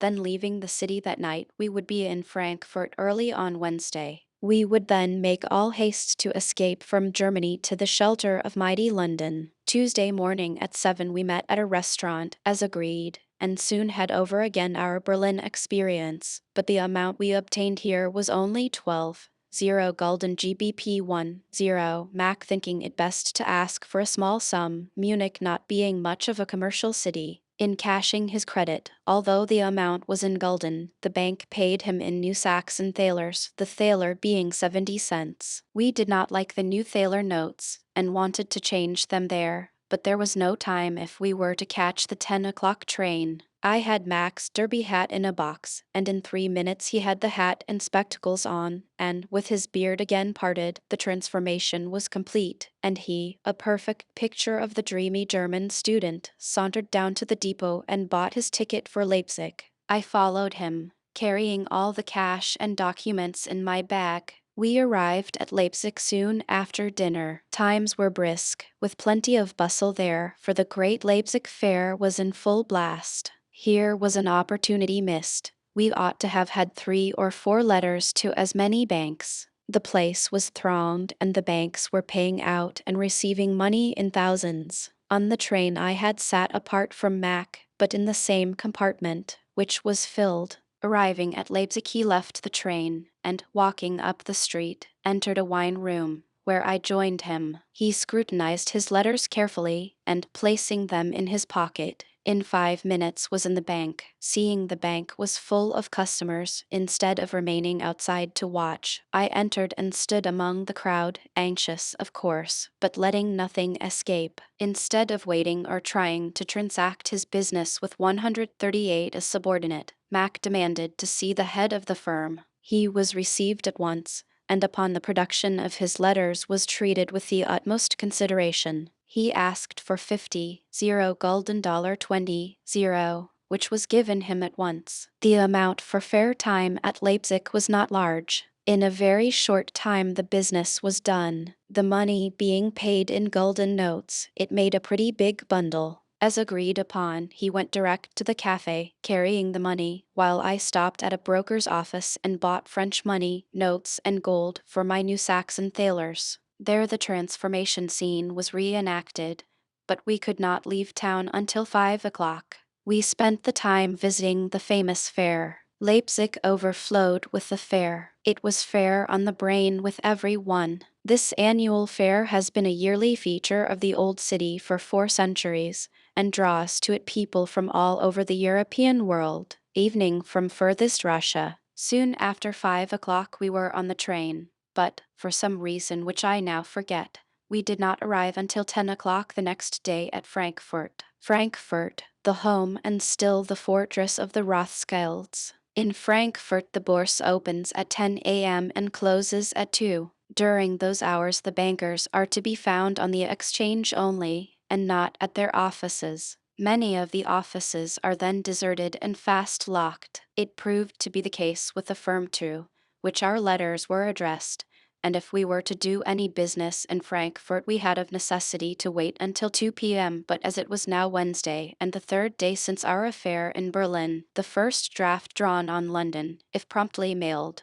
would probably have been delivered at the Union Bank this morning. Of course, As soon as the manager of the foreign department found a draft for a large sum drawn by a stranger and made payable to their correspondent in Berlin, he would at once surmise that a fraud had been committed and undoubtedly would send a telegram to Juror 139 many to that effect. The forgery once known in Berlin, the rumor of it, with 1,000 exaggerations, may easily fly to every bourse in Europe, and I feared that by 2 o'clock the story may possibly become known on the Frankfurt exchange. So far we had $43.00, the result of our 2 days' operations, but we had from the first great hopes of Frankfurt, chiefly because it was the money center of the continent. Therefore the bankers were used to handling large sums of money, and so long as everything was all right they would hand out any sum, however large. We really ought to have taken in Frankfurt first. Had we done so, we probably would have left the town with $50.00. Soon as we arrived we went to a cafe, and, leaving Mac there and all the money and papers in the bag, I hastened to the bankers, hoping to find them open and ready for business. In that case I should have talked business, that is, about having letters of credit, etc., and I could probably have told by their actions, if any rumors of our transaction of the 2 preceding days had reached the city. Had this been so, the bankers would have betrayed it by their looks and questions, and would have been anxious to see my credits. Had such questions been asked, I would have simply said that my letters of credit had not yet arrived from Paris. This would have, of course, thrown them off the track and given us time to move off. But when I arrived I found the doors locked. I at once returned to Mac and said, "We are through, let us catch the train for Cologne at once." He was anxious to wait until 4 o'clock and make a dash. We both knew the Germans were slow and may not think of using the telegraph, and we agreed that we had more than an evening chance of success. But Max said, "My boy, you are my manager, and I leave it for you to decide." Then I said we were through, and that he should take no more chances.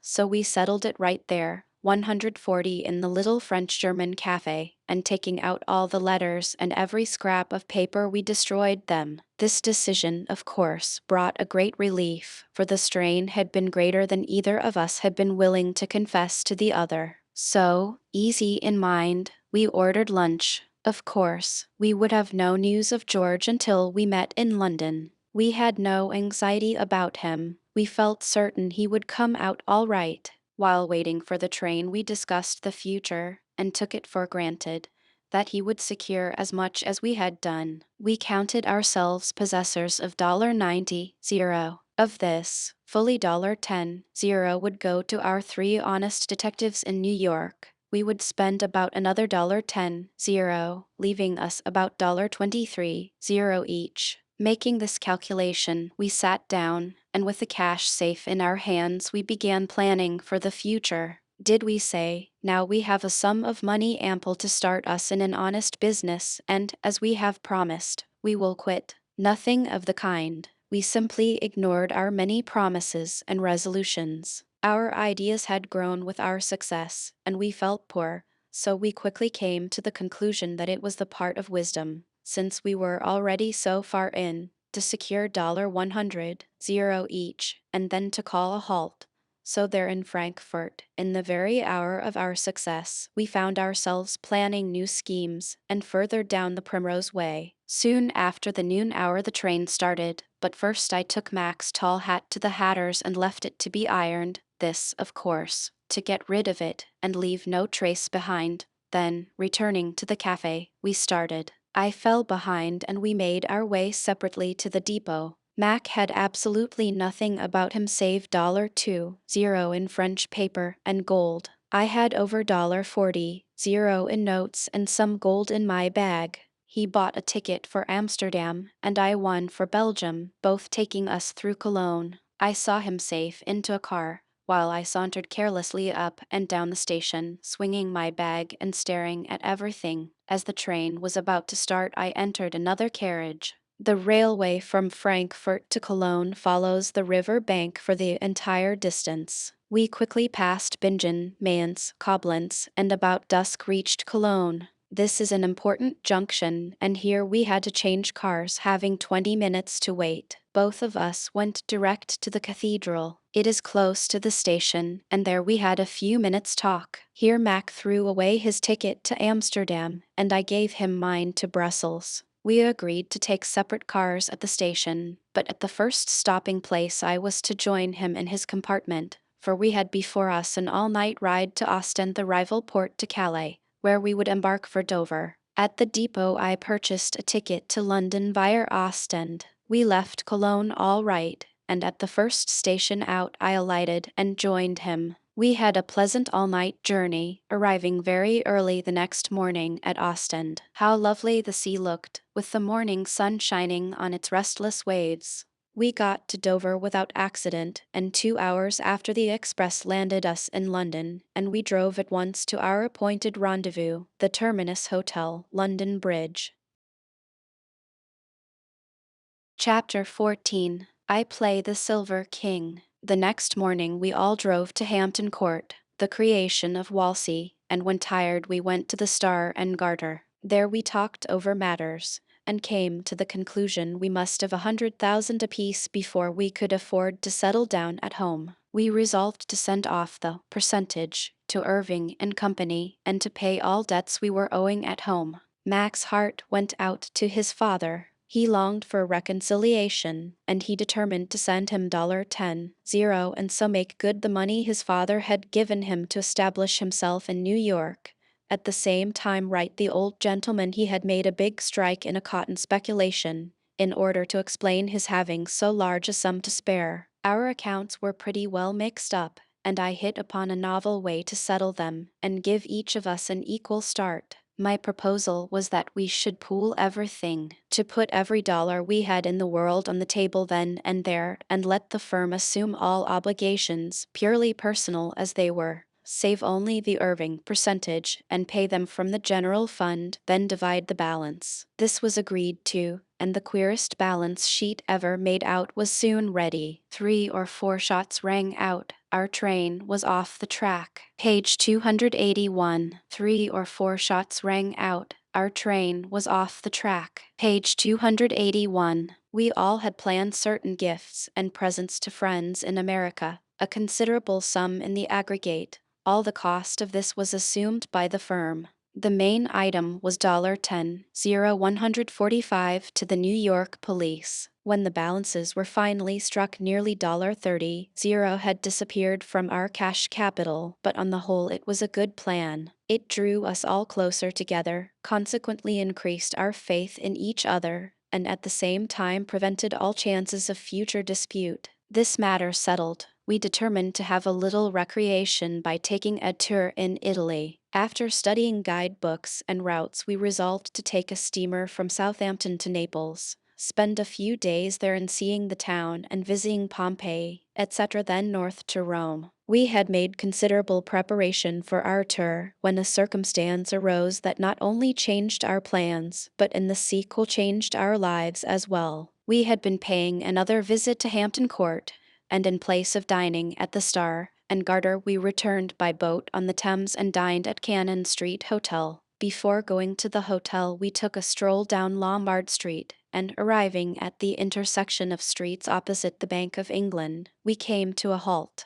While watching the human whirlpool in that center of throbbing life, I turned to my friends and, pointing to the Bank of England, said, "Boys, you may depend upon it, there is the softest spot in the world, and we could hit the bank for $1 million as easy as rolling off a log."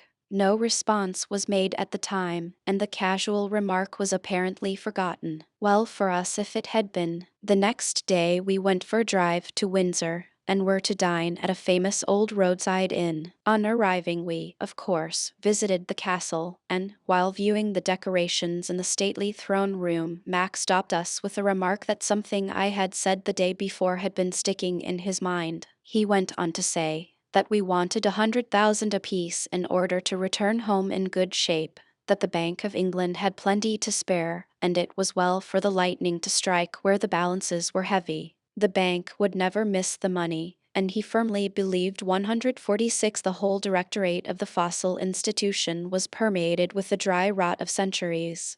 The managers were convinced that their banking system was impregnable, and as a consequence, it would fall an easy victim, provided, as we suspected, the bank was really managed by hereditary officials. Here was a picture, truly, three American adventurers, two of them barely past their majority, standing in the throne room of Windsor Castle and plotting to strike a blow at the money bags of the Bank of England. The idea grew on us rapidly. After dinner, we sat in the twilight of that old inn and discussed the old lady of Threadneedle Street from a point of view from which she had probably never been discussed before. I can imagine with what scorn the idiotically puffed and bepuffed magnates of the bank would have regarded us had they known of our discussion. They afterwards boasted to me, as they had boasted for a century, that their system was perfect, and as a proof that it was so they widely proclaimed they had not changed it in 100 years. They had proclaimed so loudly and so long its absolute invulnerability that they not only believed it themselves, but all the world had come to believe it as well. Safe as the bank was a proverb everywhere underlying the English tongue.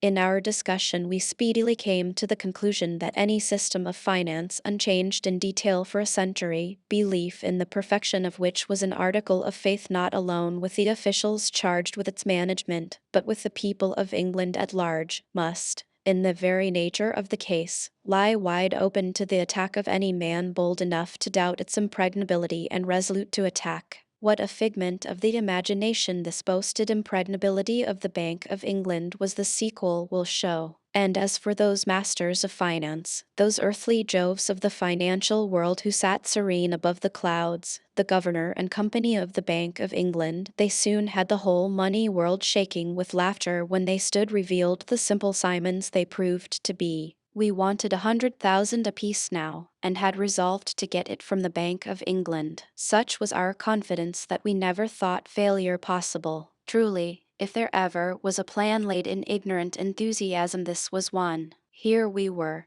absolutely without any knowledge of the inner workings of the institution, strangers in London, being under assumed names, without business of any kind, and not only unable to give any references, but unable to stand any investigation. Exactly how we were to manipulate the bank we did not know. We were inclined, now we had some $50,000 capital, to avoid so serious a thing as forgery, but had an idea for one of us to obtain in some way an introduction to the bank and to use all the money of the party to establish a credit. In the meantime, all were to get in the swim in or around the exchange, and use the one who had the account in the bank for reference for the others. If some good chance offered to go into a straightforward business, we could drop forever all thoughts of breaking the law again. This was the theory. In practice, we were almost certain to try on the game we had of late played so successfully. In conference it was determined an account should be opened with the bank.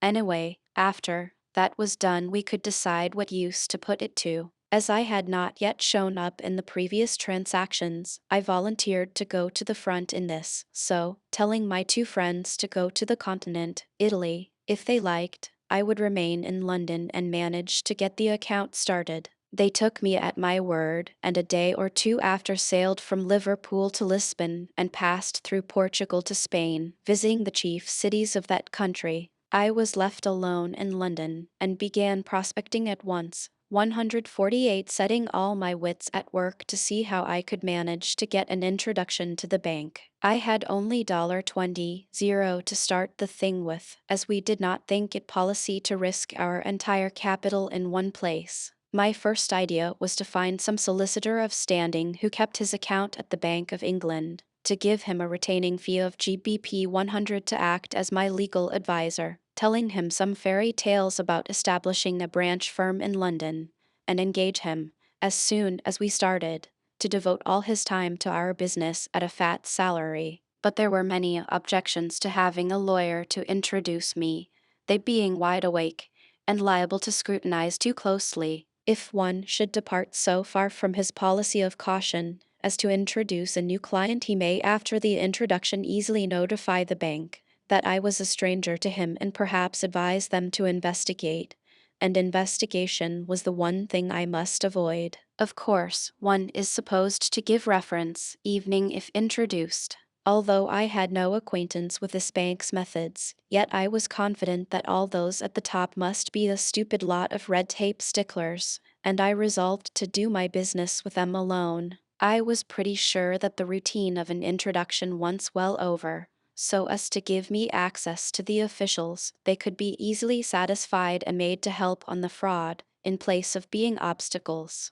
The result proved my surmise correct, for such a lot of self-sufficient barnacles no institution in the world was ever burdened with. The dry rot of officialism permeated the bank through and through. Evening the bank solicitors, the messes, Freshfields, were merely highly respectable, and sometimes when that term is applied in England it indicates mediocrity. The Freshfields managed to spend $450,000 of the bank's money in our prosecution. That fact alone would have ruined the reputation of any law firm in America. But the ring of toadies, who control that close corporation called the benchers of the inn, was loud in its 149 praise of this firm for the extreme ability shown in working up the case for the bank. I finally made up my mind to find some old established shopkeeper who kept an account at the bank, and secure an introduction through him. I determined to carry out the plan at once. The thing was first of all to find my man, so at 2 o'clock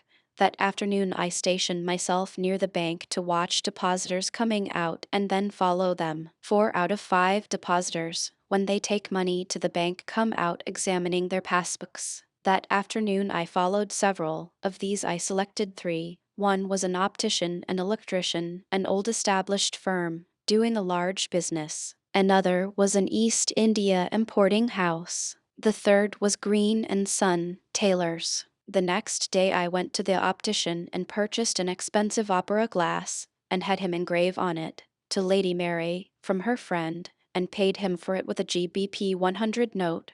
Then I went to the East India firm and bought a costly white silk shawl and a lap robe fit for a prince, and looked at a camel's hair shawl at 100 guineas. I had brought from America with me a western hat, and as I had resolved to play the Silver King, I wore it when going around among the tradesmen. The English had, and still have, absurd ideas concerning that desirable article, the American Silver King. The stage article they take for the genuine, and devoutly believe that the pavements are thick with them in America, all marching around with rolls of $1,000 bills in their pockets, which they throw out to bootblacks and bartenders. Therefore, I resolved to play this role. After my purchase of the shawl and robe, I drove in my brougham up to Green and Son, and entered, smoking a cigar, and with my big hat pulled well down over my eyes. Soon as I saw the elder Green, I felt I had my man. Certainly I had hit well, for the firm fathers and sons had been depositors in the Bank 150 of England for near a century, and had considerable wealth, but English fashion stuck steadily to business. This is a firm of ultra-fashionable tailors that, like the historic pool next door, charge for their reputation more than for the fit of their garments. One of the firm and an attendant flew to wait upon me, but, paying no attention to them, I started on a slow march around the establishment, examining the array of cloths, they following at my heels. I went down one side and returned on the other to the door. Arriving there I halted and, pointing first at one roll of cloth and then another, said,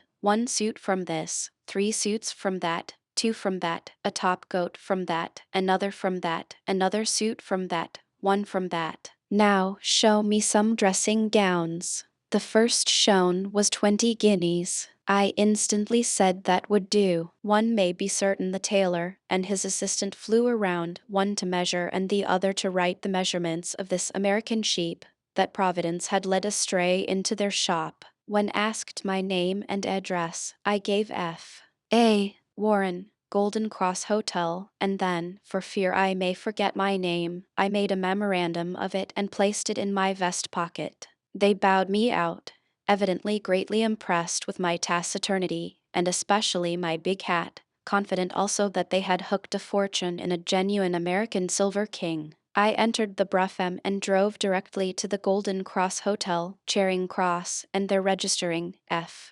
A. Warren, and securing a room I left for my hotel. This room at the Golden Cross I kept for a whole year. but never slept there. It was the only address the Bank of England ever had of their distinguished customer, Mr. Frederick Albert Warren. I did not trouble any more about the other two store people, but looked about the town, amusing myself. In due time I called and tried the garments on, and when ready to deliver, I left the cash with the hotel people with orders to 151 pay the bill, which was done. There the matter rested for 10 days, when I drove up again, and remaining in my carriage, the head of the firm came out to me and I remarked, I must have more garments, duplicate that order, and drove off. A week after I called to have them tried on, and then said that as I was going to Ireland for a few days shooting with Lord Clancarty, I would send down a portmanteau for the garments and call for it on my way from the hotel to the station. So I bought the most expensive trunk I could find and sent it to the tailor. When the day came for me to call, I provided myself with 6 GBP 500 banknotes, 5 GBP 100, and about 50 GBP 5 notes to go on the bottom of the roll. Before leaving my hotel, I had a large trunk put on the cab, and then taking inside of it all the dressing bags, rugs, silk umbrellas and canes and the whole party, I drove to the tailor's, paid my bill with a GBP 500 note and had the portmanteau put on the cab. I turned to go, but, halting at the door, I remarked quite in a casual manner, by the way, Mr. Green, I have more money than I care to carry loose in my vest pocket to Ireland. I think I will leave it with you. He replied, certainly, sir, and as I was pulling the roll out of my vest pocket he said, how much is it, sir? Only GBP 40. It may be GBP 50. To which he replied, oh, sir, I would be afraid to take charge of so much. Let me introduce you to my bank. He ran for his hat, accompanied me to the Bank of England, and, calling one of the sub-managers, introduced me as an American gentleman, Mr. F. A. Warren, who desired to open an account. A check and a pass-book were brought, and the signature book laid before me for my autograph, and I was requested to sign my name in full. So I christened myself Frederick Albert. I drove to the northeastern station and telegraphed the boys at Barcelona that the thing was done and they could, if they liked, curtail their excursion and return to England at once. 152. So the first step had been taken, and successfully. We talked of now giving up all further idea of breaking the law, and starting in London as brokers and promoters of stock companies. The plan was for me to take the money of the firm, GBP 10, place it all in the Bank of England, and begin to buy and sell stock and keep my money moving in and out of the bank. Then George and Mac were to start an office and launch out as promoters and refer to Mr. Warren of the Bank of England. This would place them on a footing at once, and I would gradually drop out of the Bank of England after introducing George and Mac in their right names. This was a grand plan, and had we only carried it out, fortune would have been ours, and honor as well. But we were too impatient of any delay in securing wealth and overconfident of our success and cleverness. Above all, we were anxious to get home again. But I have got somewhat ahead of my story. Soon after I had a telegram from George and Max saying that they would arrive in time for a late dinner and for me to wait and dine with them. At the time I was living at the Grosvenor Hotel, Victoria Station. We had a pleasant meeting and a good dinner to celebrate it. I exhibited my check-book, and they were eager to know all details of my interviews, not only at the bank, but with the tailor, and over the wine I related with great spirit the details of the little comedy. I have to this very day a vivid recollection of the shouts of laughter that arose from my companions during the recital. We laughed then, but we did not laugh for the next 20 years, neither did we partake of any sumptuous banquets. In the world of crime success is failure, and perhaps never had the absolute accuracy of that statement been so fully confirmed as in our own lives. That merriment of ours ended in anguish too deep for words. For 20 years I never looked upon a star, nor saw the face of a woman or of a child. That is to say, from my 153 early years when the heart beats fast and the blood runs warmly in the veins. Chapter 15. piratical cruise in tropical seas. The way to the bank vaults with their treasures had been laid open, but there remained many matters of detail to be carried out before we could enter them. There promised to be a delay of several months, but we were impatient over the prospect of delay of evening 6 months in securing the fortunes we wanted, and which we had come to consider essential to our happiness. Our plan to ease the bank of $1 million or $2 million of her 40 million sterling was roughly stated to borrow from day to day large sums upon forged securities, the bad feature of the plan, from our point of view, being the fact that the bank, as a matter of course, would retain these documents, which could be produced at any future time to found a criminal charge against us, provided justice ever had the opportunity to weigh us in her balances. Protected as we were by the police in New York, we felt that the chance of our identity ever becoming known was remote. Still, there was an element of chance we wanted to eliminate entirely. In our recent raid on the bankers of France and Germany, we never exhausted our letter of credit, but had the amount of cash we drew endorsed upon it, and brought the actual forged document away and instantly destroyed it. Had we been arrested in Europe, no doubt, under the laws prevailing there, they would have made us suffer upon the verbal statement of the banker, but in America, to convict one of forgery, the document itself must be produced in court. I paid several visits to the bank, depositing and drawing out various sums of money. I had talks with the sub-manager, and on various pretexts to get information, I interviewed bankers and money men in the city. Finally, after many conferences, we came to the conclusion that the boasted impregnability of the bank was imaginary, and that the vanity and self-sufficiency of the officials would someday prove a snare to the institution they ruled over. The next conclusion we arrived at was that, easy as it may be to defraud the bank, yet there was an infinity of detail which would require 6 months of preparations to carry out. Then, again, the word forgery began to look black in our vocabulary. We knew John Bull was an obstinate fellow when he once got his back up, and we began to think it wise to keep beyond his dull weather eye. Finally, as the result of many debates, we resolved to abandon the Bank of England matter temporarily, possibly forever, because it was too dangerous and the delay would be too great. Our new plan was to go to South America on a buccaneering expedition, there being no cable in 1872, and it took, as we ascertained, 40 days to send a letter from Rio de Janeiro to Europe and get a reply, so that, if we executed an operation boldly and well, we may hope for anything. We resolved to go to South America, but to leave my account stand in the bank, and if our success was as great as expected, we would let the Bank of England keep the $1 million or $2 million we wanted, and continue her century-long slumber until the time came when some adventurous but unscrupulous mind should accept the temptation she held out to seize some of her bags of sovereigns. Our plan was, in the main, similar to the one we had lately used with so much success in Germany and France.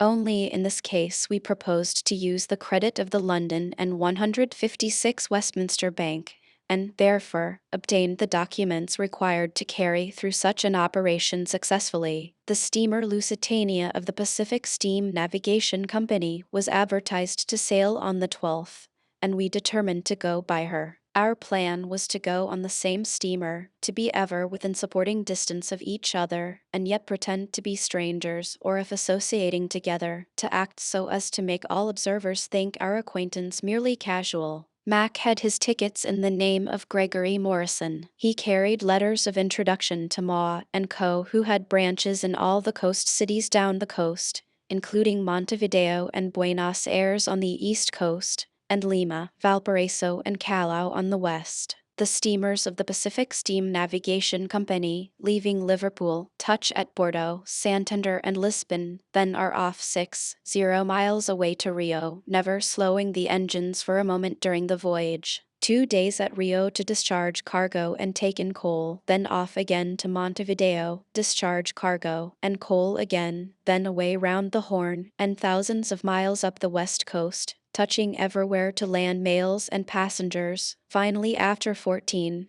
miles of sea travel, they reach Callao, then take the home track for Liverpool. Modern buccaneers, truly, were we, engaged in a 19th century piratical descent upon the shores of South America. Instead of the burly, much-weaponed pirate of other years, we were mild-mannered, soft-spoken, courteous youngsters, yet our steel pen and bottle of ink were more deadly instruments, or at least of surer fire and of better aim, than the long toms and horse pistols of the piratical braves of the 17th century. Our hopes of gain were high, and we counted on an ample return for the trouble of our adventure. I say trouble, for danger we feared none, so confident were we of our ability to carry off everything with a high hand, and so complete was our faith in each other that we had no anxiety as to the result, but simply regarded our trip as a pleasant voyage into tropic seas, a happy change from the March wind and somber skies of England to the bright skies and balmy air of the tropical world in the winter months. I had a balance in the bank of GBP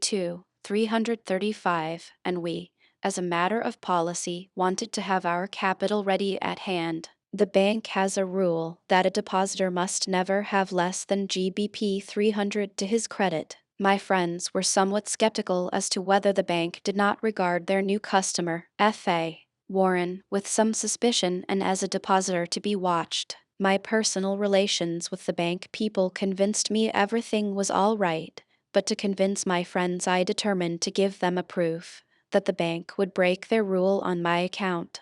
The Monday before we sailed for Brazil, I called at the bank and told the sub-manager that I was going to St. Petersburg and on to southern Russia for a time to inspect some work I was doing there, and I purposed to withdraw my account. He begged me not to do so, said many flattering things to me, and urged that it would be convenient to have an open account in London. Well, I said, looking at my passbook, I see I have GBP 335 to my credit. I will leave the odd GBP 35 with you. He instantly acquiesced. Had he said, no, you must leave at least GBP 300, as our rules require, I should have said, all right, and made it 500. I drew out the GBP 300 at once, intending to deposit GBP 300 before leaving London, but in the haste of our preparations I neglected it, and my balance at the bank stood GBP 35 for all the weeks I was on our piratical cruise to the Spanish Main. Storing most of our baggage in London, we took the train to Liverpool, and purchasing tickets for Rio, we went on board the good ship Lusitania, but not the good ship for 158. Her first trip, this being her second, had won for her the name of being unlucky, and Liverpool insurance men, no less than Liverpool sailors, do not bank on an unlucky ship. Their faith of ill luck following an unlucky ship has been justified in thousands of instances, as it was in the case of the Lusitania. But I am not going to relate the after-history of the ship. From the hour of our arrival in Liverpool we were outwardly strangers, and during the voyage no one ever suspected that we were anything else. We soon discovered we had a pleasant company of fellow voyagers, and as we steamed out of the Mersey and headed southward we settled down to have a good time. Boreas was friendly, and away we sped across the Bay of Biscay, rapidly neared the mouth of the Garonne, on an estuary of which is situated the old city of Bordeaux. Arriving there, the ship lay at anchor for some hours, taking in and discharging freight, and receiving emigrants for various parts of South America. When the steamer was about to leave, it was a strange and rather comical sight to witness the farewells and leave-takings from the crowds of friends who had come to see them off. The customary performance appeared to me so peculiar that I will describe it as well as I can after so many years. Two men standing face to face, one clasps the other round the body, the other passive, then leaning back lifts the party clear off the ground once, twice or thrice, probably according to the degree of relationship or amount of affection. Then the operation is reversed, the embraced becoming the embracer. In some cases the ceremonial is repeated the second or third time, neither kissing nor crying being the fashion there. The next morning we were off the coast of Spain, watching the silvery gleam from the ice-clad peaks of the Pyrenees, at least those of us who were not engaged in the more disagreeable employment of discharging their debt to Father Neptune. However, By the time the ship arrived at the 159 small port of Santander, the passengers were mostly recovering from the mal de mer occasioned by the rough water in the Bay of Biscay. While leaving this tiny landlocked harbor, one of the propeller blades touched the rocky bottom and broke short off, but our ship continued her voyage with undiminished speed, and within 3 days was steaming up the Tagus to Lisbon. Here the passengers, who wished to avail themselves of the opportunity, had a few hours on shore. Then we were off for the long diagonal run across the Atlantic. The Lady of the Lusitania, as she was called because there was no other lady among the saloon passengers, was the wife of a captain in the British Army who was going out for a few months hunting on the pampas of Buenos Aires, and, of course, accompanied by many dogs, with an assortment of guns. There was also a chaplain in the British Navy who was going out to join his ship at Valparaiso. A strange character was he, a big, burly man, about 28 years of age, the most inveterate champagne drinker on board, and that is saying a good deal. Whenever he met any of the jolly ones of the saloon passengers, it was, "Come, old fellow, will you toss me for a bottle of fizz?" as he called his favorite wine, and he had no lack of acceptors. The majority in the saloon consisted of a party of 15 young Englishmen, civil engineers, who were going under the leadership of a Swedish colonel to survey, for the Brazilian government, a railway line across the southern part of Brazil, from the Atlantic to the Pacific. In all there were 25 young men, full of frolic and fun, who made things rather lively about the ship. They went in for everything from which any fun could be extracted.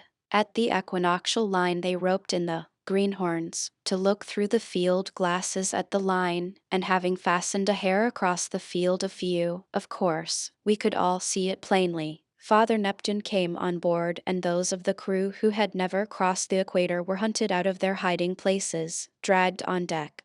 160 lathered with a whitewash brush dipped in old grease, shaved with a lath razor, and then tumbled unceremoniously backward into a cask of water. After a prosperous voyage of 3 weeks, we arrived within sight of the famous Sugar Loaf, and were duly disembarked at the custom house, our baggage passed, and were off to our hotels, each going to a different one, and each registering the name our letters of credit and introduction bore. While in Rio, we went by day in the parks or cafes, and spent our evenings together, having a most enjoyable time. This was our first experience of the tropics, and life under the equator proved as novel and as fascinating as it ever does to the inhabitant of a cold climate. The show of tropical fruits in the markets was magnificent, and although strangers are warned not to partake of it, yet our health was so good and our digestion so perfect that we disregarded all warnings and gratified our palates without stint, with no bad results following. However, we felt after all that we were there on business. We wanted plunder, in fact, and not pleasure, in Rio. Our pleasure lay in Europe or America, there in the good time just ahead,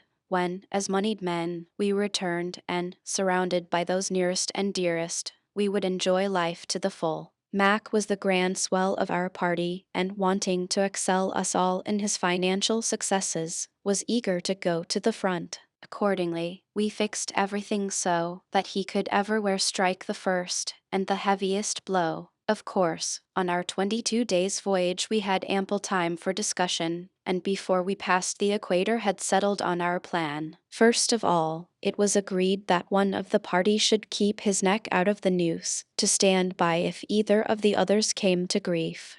Very much to my satisfaction, it was again decided that I was the man to stand from under. 161. The firm of Ma in Rio was the most considerable in all South America, and Mac's introductions were to this firm. The plan was for Mac to present himself to Ma and Co. and to draw within 24 hours, at least GBP 10,000, so as to make sure of our expenses, and a day or two before steamer day to arrange for a very large sum, 20 or 30,000 pounds. As soon as that was obtained, George was to go to the Bank of London and Rio de Janeiro, and secure as much as he thought it safe to ask for, 5 or 10,000 pounds. This would be paid in Brazilian paper money, which I was to exchange for sovereigns. Then I was to buy a ticket for myself on the steamer going south, take the gold off and stow it away in my stateroom. At the last moment, in the bustle and confusion of sailing, Mac and George were to slip into my stateroom,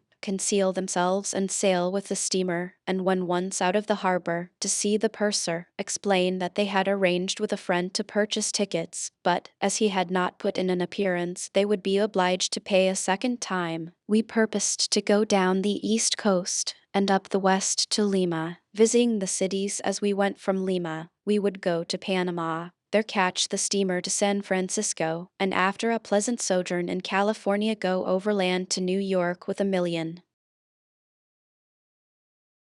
Chapter 16. Show me your letters of credit. Fate, Providence, call it what you will, seldom fails to upset wrongdoing, making it rocky for the wrongdoer. By an irony of fortune we carried with us that which was going to balk all, or nearly all, our fine scheme. In our letters of credit, in some mysterious way the name of the sub-manager of the London and Westminster Bank had been omitted, although this was absolutely essential to the validity of the letters. There was also another error, an error of such an extraordinary nature, that of spelling endorse with a c, that it is enough to make any man contemplating an unlawful act despair of success, since we could be defeated by such mysterious and unforeseen accidents. A few hours after our arrival, Mac called at the banker's and was well received by the manager. He told the manager his letters of credit ran from GBP 50 to GBP 20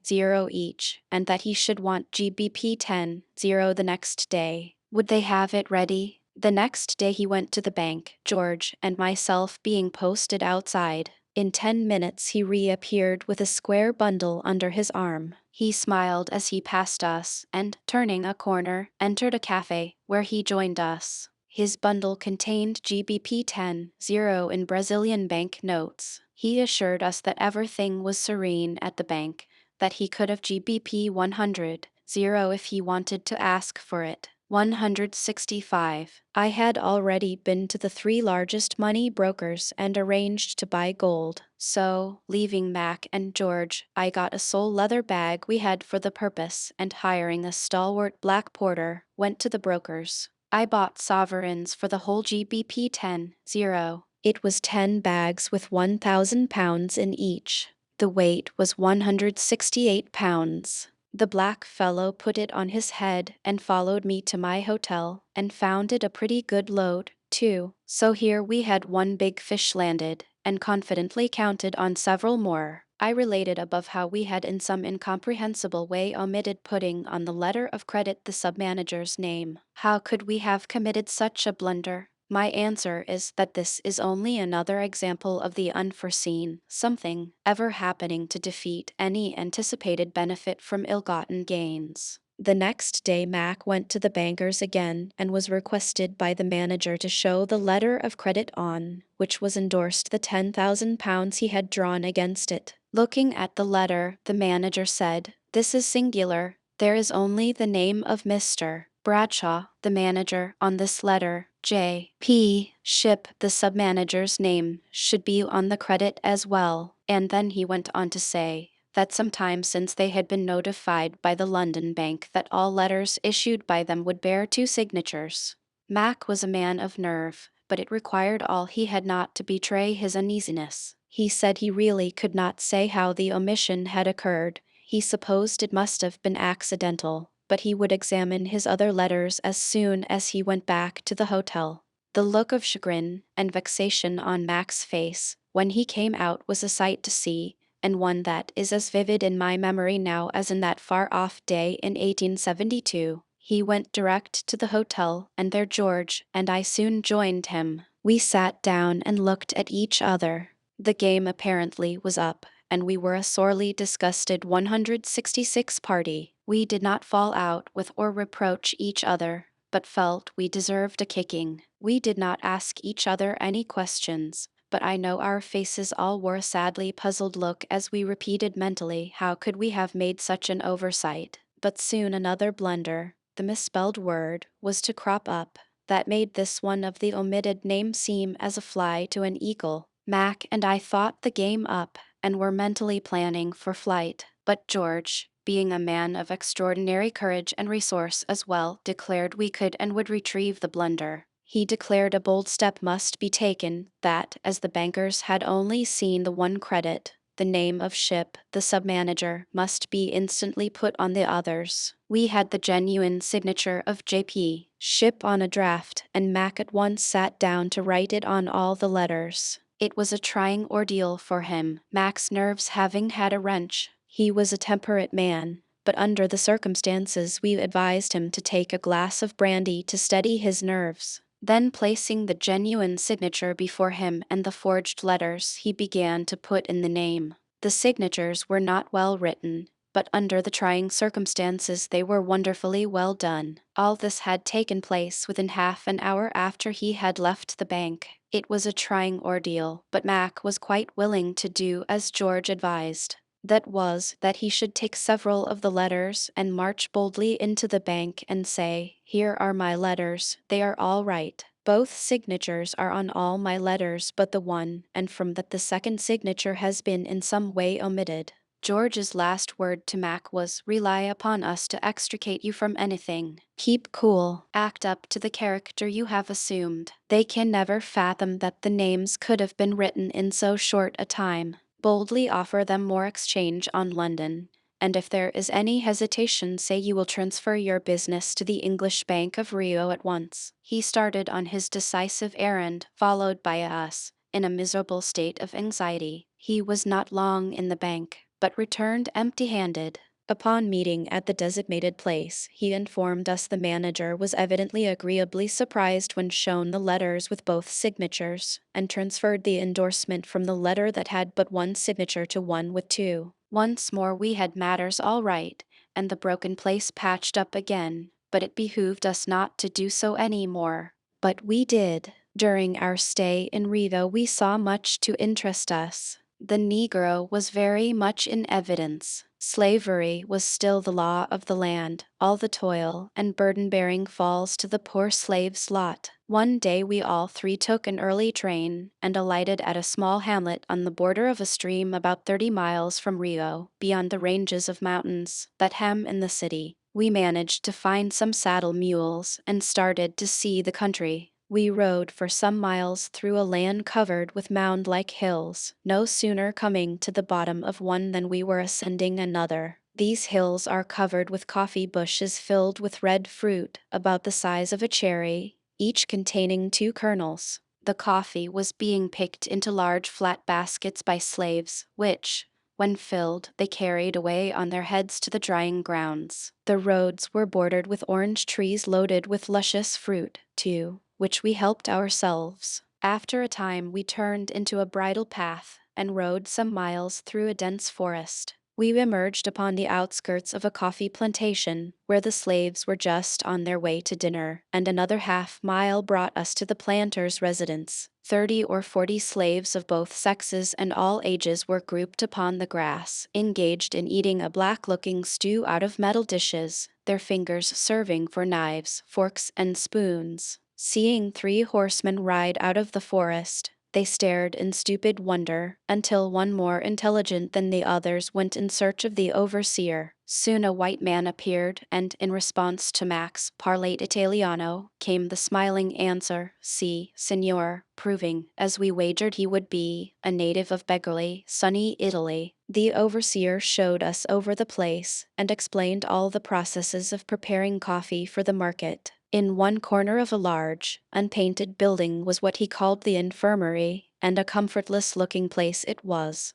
He said there was no doctor employed, and that he dealt out medicine to the slaves himself. After being served with coffee we thanked him for our entertainment, and returned to Rio by an evening train. The mail steamer Abro was advertised to leave Rio for Liverpool on Wednesday of the week following the exciting events narrated in the last chapter. This was the mail that would carry the draft for GBP 10-0 on the London and Westminster Bank, along with a letter from the Rio Bank, stating that they had cashed Mr. Gregory Morrison's draft upon the letter issued by them. 22 or 3 days after the steamer left Rio, the London Bank would know their correspondence in Rio had been victimized, but 8 0 miles of blue water was between them, with no way to bridge it but by steam, so we had at least 44 days more to gather in our harvest. I ought to say, apparently 44 more days, for by an amazing blunder we were about to bring a storm upon our heads.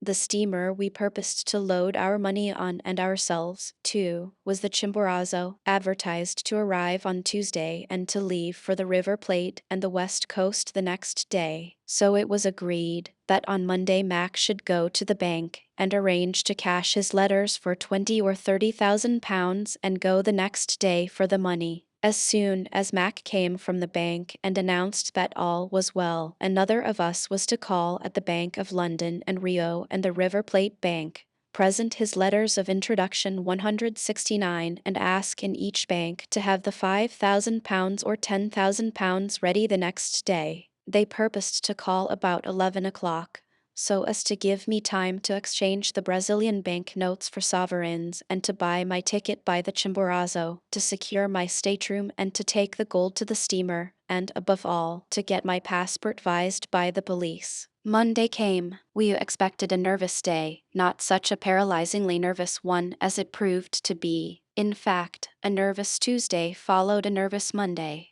My reader must remember that we were in the tropics, with a blazing sun looking down on us with an intensity that made one long for Greenland's icy mountains to cool us. We went into the public park for our last consultation before our fortune, which never came, was to come. Mac had in the little morocco case in his pocket 2 letters each for GBP 20.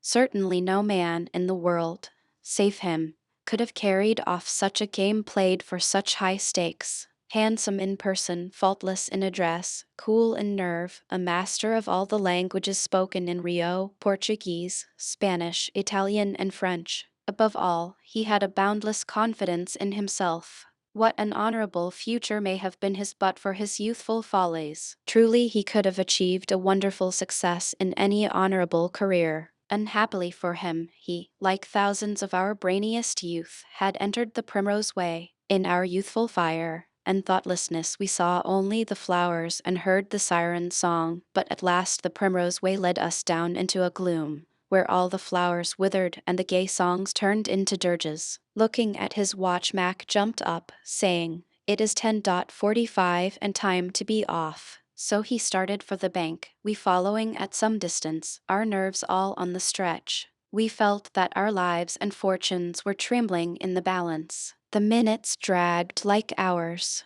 While watching, we saw 170 several persons enter or leave the bank, and still our friend delayed his appearance. To our suspicious minds there appeared to be strange movements about the bank that boded ill for us. 1,000 suspicions born of our fears came and went through our minds until at last, unable to endure the suspense, I entered the bank myself and stood there, pretending I was waiting for someone. I sharply scrutinized every one and everything. Mac was somewhere out of sight in the private offices. The clerks were gossiping together, and that fact to me was suspicious. Then, to my alarm, a bank clerk entered from the street with an eagle-eyed man, a Hebrew, evidently of about 45 years of age. Both passed hurriedly into the private office, leaving me in an agony of suspense. My only relief at that moment was the thought that George and myself had not as yet compromised ourselves and could, in the event of Mac's arrest, manage to save him, either by bribery or a rescue. Without appearing to do so, I watched that dingy, model door leading into the private office until every crack and seam in it was photographed indelibly on my brain. In the trying periods of one's life, when the heart and soul are on the rack, how strangely trifling details of the objects about one will be noticed and remembered. It seems some cell of the brain, quite separate from the cell of feeling and sensation, works calmly and steadily on, photographing the material of one's surroundings. I can never forget a flower worn by a lady guest at my table, when, in the amid of enjoyment and surrounded by friends, the hand of the law in the form of a burly detective was laid on me in Cuba. In all the misery and humiliation of that scene, I remember the peculiar color of the wood of a cigar box standing on the sideboard. Doubtless each of my readers will recall some similar phenomenon in his own life. 171. At last, unable to endure the suspense, above all, the uncertainty, I went to the little door, and, opening it, looked in. To my intense relief, I saw Mac sitting there apparently talking unconcernedly with Braga, the manager, and the Hebrew. As I had not attracted attention, I closed the door, went out in the street, and gave George the prearranged signal that all was well. Just then our partner appeared, but with telltale face. It was flushed with chagrin and vexation, and there was gone from the contour of his body that indescribable port that tells, better than words, of confidence and victory. We went by different routes to our rendezvous, and I will leave it to the imagination of my readers to picture our state of mind as we listened to his recital of woe. The tale of Priam's Troy over again. Mac had been cordially received by the manager, and had told him he would require GBP 20 the next day. Would he please have it ready? The manager replied that he did not require any more exchange on London, but that he would send out for his broker, who would sell his bills on the exchange. He, the manager, would endorse the bills of exchange and endorse the amounts on his letters of credit. Of course, Mac could only acquiesce, and Mr. Braga sent a clerk to his broker, Mr. Mayers, to come around. This was the sharp-eyed Hebrew whom I saw enter. The manager introduced Mayers to Mr. Gregory Morrison and explained that he was to sell exchange for GBP 20 on Morrison's credit, which the bank would endorse. Mayers said, "Please show me your letters." Putting his hand into his breast pocket and pulling out the little morocco case containing the 2 letters, he handed the case and contents to Mayers, who, probably without suspicion of anything being wrong, unrolled both letters, and holding them in his hands, ran his sharp eyes down one of them and read right through the body of the letter. They came to the note, which read, "All sums drawn against this credit please N 172 Dorse on the back, and notify the London and Westminster Bank at once." Here he suddenly halted, turned his hawk's eye on Mac and said, "Why, sir, here's the word endorse misspelled. Surely the clerks in the London banks know how to spell." Here was a thunderbolt, truly, that pierced poor Mr. Gregory Morrison through and through, but he showed no sign. He coolly remarked that he did not care to have his bills sold on the exchange, but would go and see the people of the London and Rio and River Plate banks, as they probably would want exchange and would doubtless let him have what money he required. Mayers said very sharply, "Have you letters to those banks?" "I have," said Mac, at the same time producing 2, one to each bank, and each bearing the stamp of their respective banks. That he had these letters was a happy thing, and no one under 40 days' time could say for a fact that they were not genuine. The dramatic production of these letters lulled the fast-gathering suspicions, and would have called a halt had they purposed any serious action, for the reason that during the 40 days it would take to communicate with London the credits could not be proved to be forgeries. That such letters existed at all was due entirely to the foresight, which had provided to meet just such a contingency. We all were for a brief few seconds utterly dumbfounded, but quickly aroused ourselves to the necessity of instant action to protect our comrade. We saw that we must at once give over all thought of trying to do any more business in Rio, and set all our inventions and energy at work to save the GBP 10 and to smuggle our companion safely out of Rio.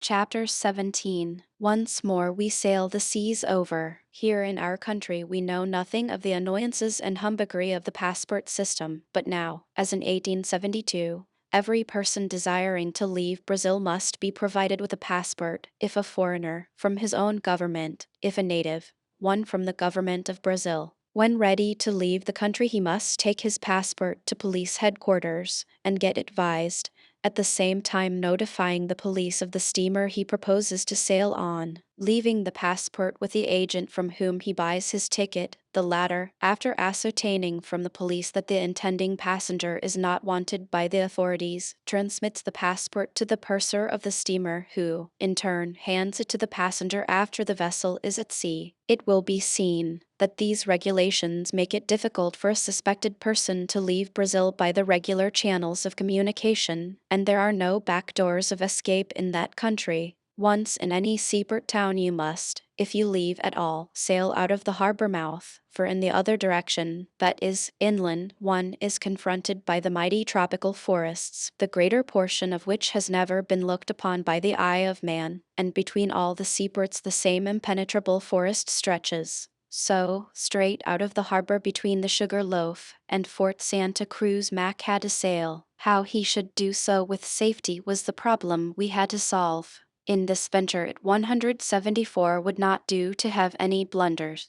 Without doubt the steamers would be watched for him, and instant arrest and incarceration in the deadly tropical prison would be his lot, if discovered in the attempt to slip out of the country. To complicate the matter here it was Monday, and no steamer to sail until Wednesday, so there were 48 hours of frightful anxiety ahead of us. The Ebro, going to Europe, was in the harbor taking in cargo and coal. The Chimborazo, going south, was not yet signaled, and we determined at all hazards to get him off by the Ebro. We all had American passports, and by the use of chemicals could alter the names and descriptions on them at will. Of course, the names in our passports were the same as we had in our letters. George went to police headquarters and, giving a douceur to an attendant, had the vise put on his passport at once. Then, going to the passenger agent, he bought a ticket to Liverpool by the Ebro, and by paying 10 guineas extra had a stateroom assigned to him alone. After this he took a boat and went out to the steamer, carrying with him 2 bags of oranges, and stowed them away under the bottom berths. To make the escape a success, it was decided prudent for George as Wilson to get the agent well acquainted with his face and appearance, so if the question was asked, "Who is this Wilson?" the police would see by the description it was not the man they were looking for. For the next 40 hours George made the agent very tired. At one time he would want to know if he could not get some reduction in the passenger rate, or if the Ebro was seaworthy, or if there was any danger of her engines breaking down, etc., until the agent got not only to know Mr. Wilson, but wished him at the bottom of the sea. When George started for the police office he left Mac and me alone in the park. It was absolutely essential that Mac should put in one more appearance at the bank. It was an ordeal, but one he had to undergo. He evening dreaded to return to his hotel, but go he must, so, just before the bank closed, he called in and casually informed the manager that he should start the next morning for S. Ramau, a town in the interior of Brazil, to be absent a week. He was then to go to the Hotel d'Europe, pay his bill, at the same time stating that he was to leave Rio by the 4 o'clock train the next morning for São Paulo. As Mac had 2 trunks and other impedimenta befitting a man of his importance, it was necessary to take a carriage to the station, which was nearly a mile distant. It would be unsafe to go in a carriage belonging to the hotel, therefore he was to say that a friend would call for him. As it was still 2 hours to sunset, I suggested that after he had arranged matters he should saunter out, walk about the streets until dark, then return to the hotel and be ready when George should call for him at 3 o'clock the next morning. After these arrangements we separated, George and I following to ascertain if he was being watched or shadowed by detectives. When he entered the hotel we remained in view of the entrance. It was not long before he reappeared and walked leisurely along the street. A few seconds after we saw another man come out, cross the street, and go in the same direction. I followed him, and was soon satisfied that he was keeping Mac in view. This sort of double hunt was kept up until dusk, when Mac returned to his hotel, unconscious that a moment later his shadow entered the place also. Here was a complication, truly, though it was no more than we had anticipated among the possibilities. Still, I had indulged in the hope that the bank would rely entirely upon the passport system, and take no further steps for a day or 2, which was all the time required to carry out our plan. Though Mac had good nerve, It was already somewhat shaken, and surely the situation would have unnerved most men. Therefore, fearing that the certain knowledge of imminent danger may still further confuse him and cause some false move, we determined to keep our discovery to ourselves.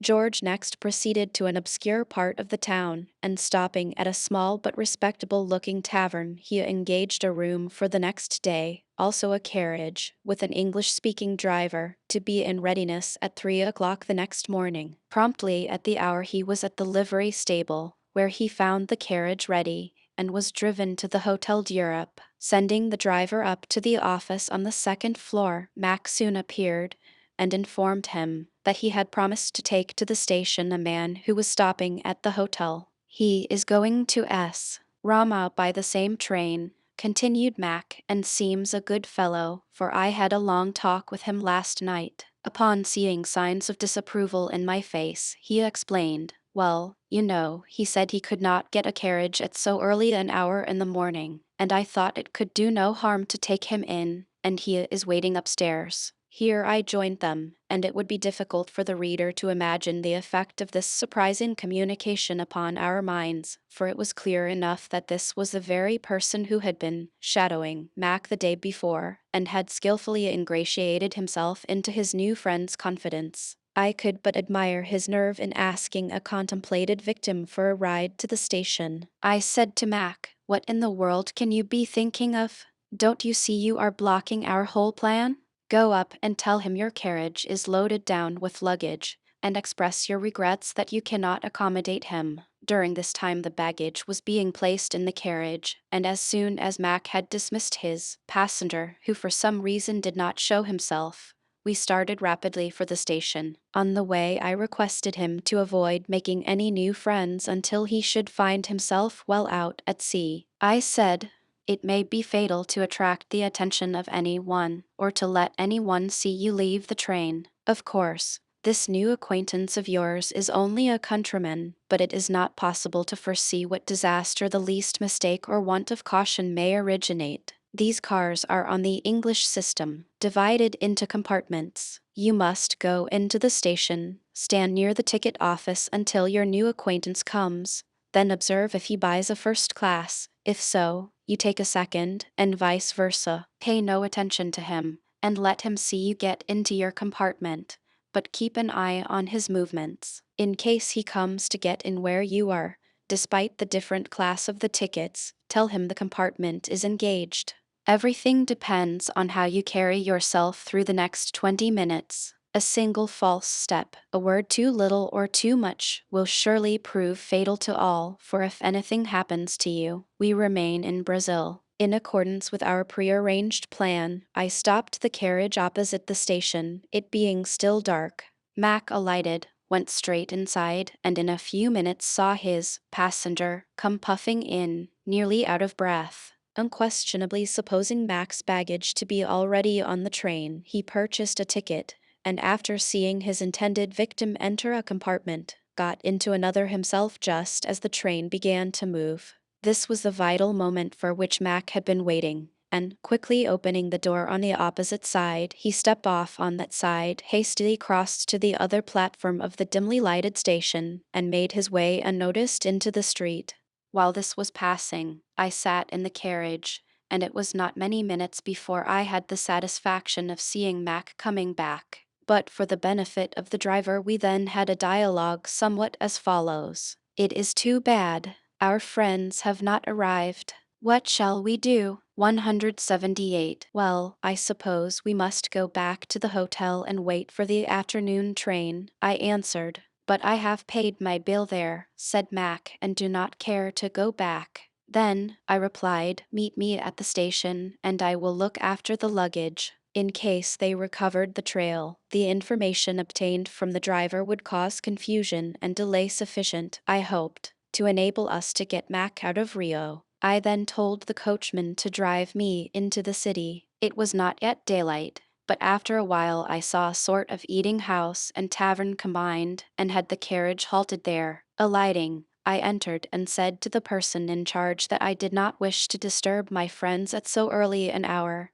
and would pay him for taking care of my baggage, as I wished to discharge the carriage. The offer was, of course, accepted, the baggage housed, and the carriage dismissed. In the meantime, Mac was waiting for us in an appointed place not far away, where I joined him, and we went to the obscure tavern where the room had been engaged. George was awaiting us. So far, our plan was successful. Mac was safely hidden away, while his clever friend was speeding miles away on a wild goose chase. There was only one train a day each way, and we knew the detective could not get back to Rio until late. We felt certain that when he found Mac was not on the train, he would think his intended victim had slipped off at some way station, possibly with a view of making his escape into the interior. Evening, if he sent a dispatch to the bank, an unlikely thing for a Brazilian to do, it would doubtless be to the effect that his quarry had left Rio on the early train that morning with him. View of Montevideo. View of Montevideo. We passed some trying hours together. Then George left to take Mac's baggage off to the steamer. He engaged two stalwart porters. They stand on every corner busily and 181 gauged in plaiting straw for hats, while waiting for a job. Dividing the baggage between the two, he had it carried to the wharf, and, taking the small boat, quickly had it stowed in the hold and the small articles carried to the stateroom. Soon after he joined us on shore. It was but 10 o'clock when he came, and it was with something like dismay that we realized that the whole day was before us. Until the day before, when Mac was in the bank, I had never known how long an hour was, but this day we all came to know how long a day could be. The Ebro was anchored out in the bay. Her coal was all stowed, but strings of barges laden with sacks of coffee were alongside. She was advertised to sail sharp at noon. I went out once or twice to the bank and police headquarters, hanging about for a few minutes to see if there was anything suspicious. But there was nothing, and each time I hastened back to Mac. Our presence cheered him up, and he could not brook our absence. At last the long day drew to an end, and the shadows, to our intense relief, began to darken in our little room, where we were holding our watch. The tropic night closes quickly in. Soon the city was shrouded in darkness, and we sallied out to the beach at the head of the bay to find relief in movement. The time passed quicker then, and at last we sat down on some wreckage there and watched the tropic night as it revealed its wealth of stars, and sitting there we began to philosophize, moralizing upon the destiny of man and his relations to things seen and unseen, upon spiritual force, most of all upon divine justice, which in the end evens up all things. But like so many other philosophers who write the style of the gods and make a pish at fortune, we failed to make a personal application of our philosophy. Near by there was a boat stand from which we had resolved to embark for the steamer about 2 miles away. 182. The night was lovely as a dream, and we knew that midnight would find a large number of passengers on deck, many of whom would pass the night there. Forward was all the bustle and confusion inseparable from receiving and stowing cargo. At 9 o'clock I left them to go and get the remainder of the gold not yet on board, some 4,000 pounds. The street cars passed nearby, and within half an hour I returned with the gold in a bag swung from my shoulder by a heavy strap. I also had with me a woman's wrap and a silk shawl. We sat for an hour longer, and then securing a boat with 2 Negro rowers, we pulled for the ship. 3 or 4 small boats were fastened to the companion ladder, and our arrival attracted no attention. 2 officials in uniform, probably custom officers, stood at the companion-way. It was an anxious moment, but we slipped through the dimly lighted cabins and passages, and were soon safely in the stateroom. Bidding both goodbye, and promising to be on board again at 8 in the morning, I went ashore and straight to bed, and soon was dreaming of starlit seas, of tropic woods and summer bowers, white and sweet with May blossoms. My health then, as now, was perfect, and I awoke fresh and hopeful. After breakfasting on a dish of prawns and another of soft-shelled crabs, I was off across the bay. Soon after 8 I knocked softly at the stateroom door, was admitted, and presented the lunch I had brought. They gave me a warm greeting, but neither had slept. The room had been hot and stuffy, and the noise of stowing cargo had helped to banish sleep. Both were unnerved somewhat, but I had just come offshore confident and cheerful, and my confidence and spirits proved infectious. I knew by sight the chief of police and those just under him. I also knew Braga, the bank manager, by sight. They, of course, did not know me, and I could, unsuspected, be a looker-on in Vienna. Soon the passengers, their friends, and many idle visitors came off in boatloads, while I, of course, scrutinized every boatload as it came up the side of the ship. At 9:30 I saw a boat coming, which, when half a mile away, I recognized as containing the chief of police and several of his subordinates. 10 minutes after Braga and one of the bank officials came, the only passengers in their boat, and at once joined the police on the afterdeck and stood with them waiting and watching the boats as they arrived. In the meantime, Babel reigned around the ship. About 30 boats surrounded her, the owners selling to the passengers everything from oranges to monkeys, snakes, and parrots. I determined to conceal from George and Mac that Braga and the police were on the ship, and about every 20 minutes I would slip down and report, "All's well." But soon after 10 o'clock the enemy were joined by the ticket agent from shore, and I could see they were contemplating some movement. Slipping down to the cabin, I said, "Boys, everything is all right. Keep perfectly cool. Braga and the police are pulling to the ship and may search it.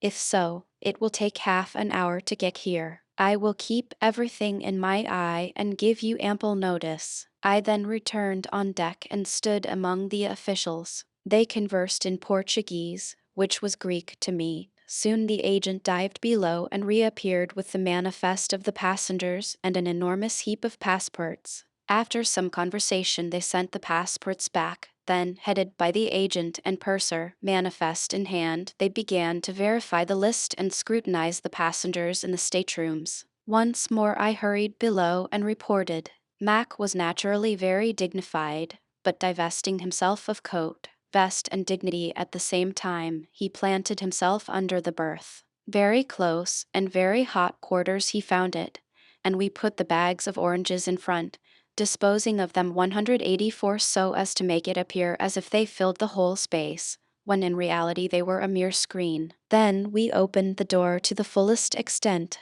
We had taken off our coats, it being frightfully hot, and with a bottle of claret and a bowl of ice standing on the little washstand and 2 glasses all in full view, we awaited the arrival of our friends, the enemy. Our door was flat against the partition, giving a full sweep of the room to the eye of the passer-by, and George and I waited confidently for the inspection we knew was inevitable. I sat on the foot of the lower berth, smoking and swinging my feet. George sat on a folding camp stool, with his face toward the door, but not obstructing the view. Soon the procession arrived, with the ticket agent in front. When he saw George he at once recognized him as the Mr. Wilson who had bought the ticket, and he simply said, "How do you do, Mr. Wilson?" and passed on without looking in the room. Braga and the police followed, casually glanced at us too, and were gone. I put on my coat and followed the procession, and at 11:30 they went up on the afterdeck,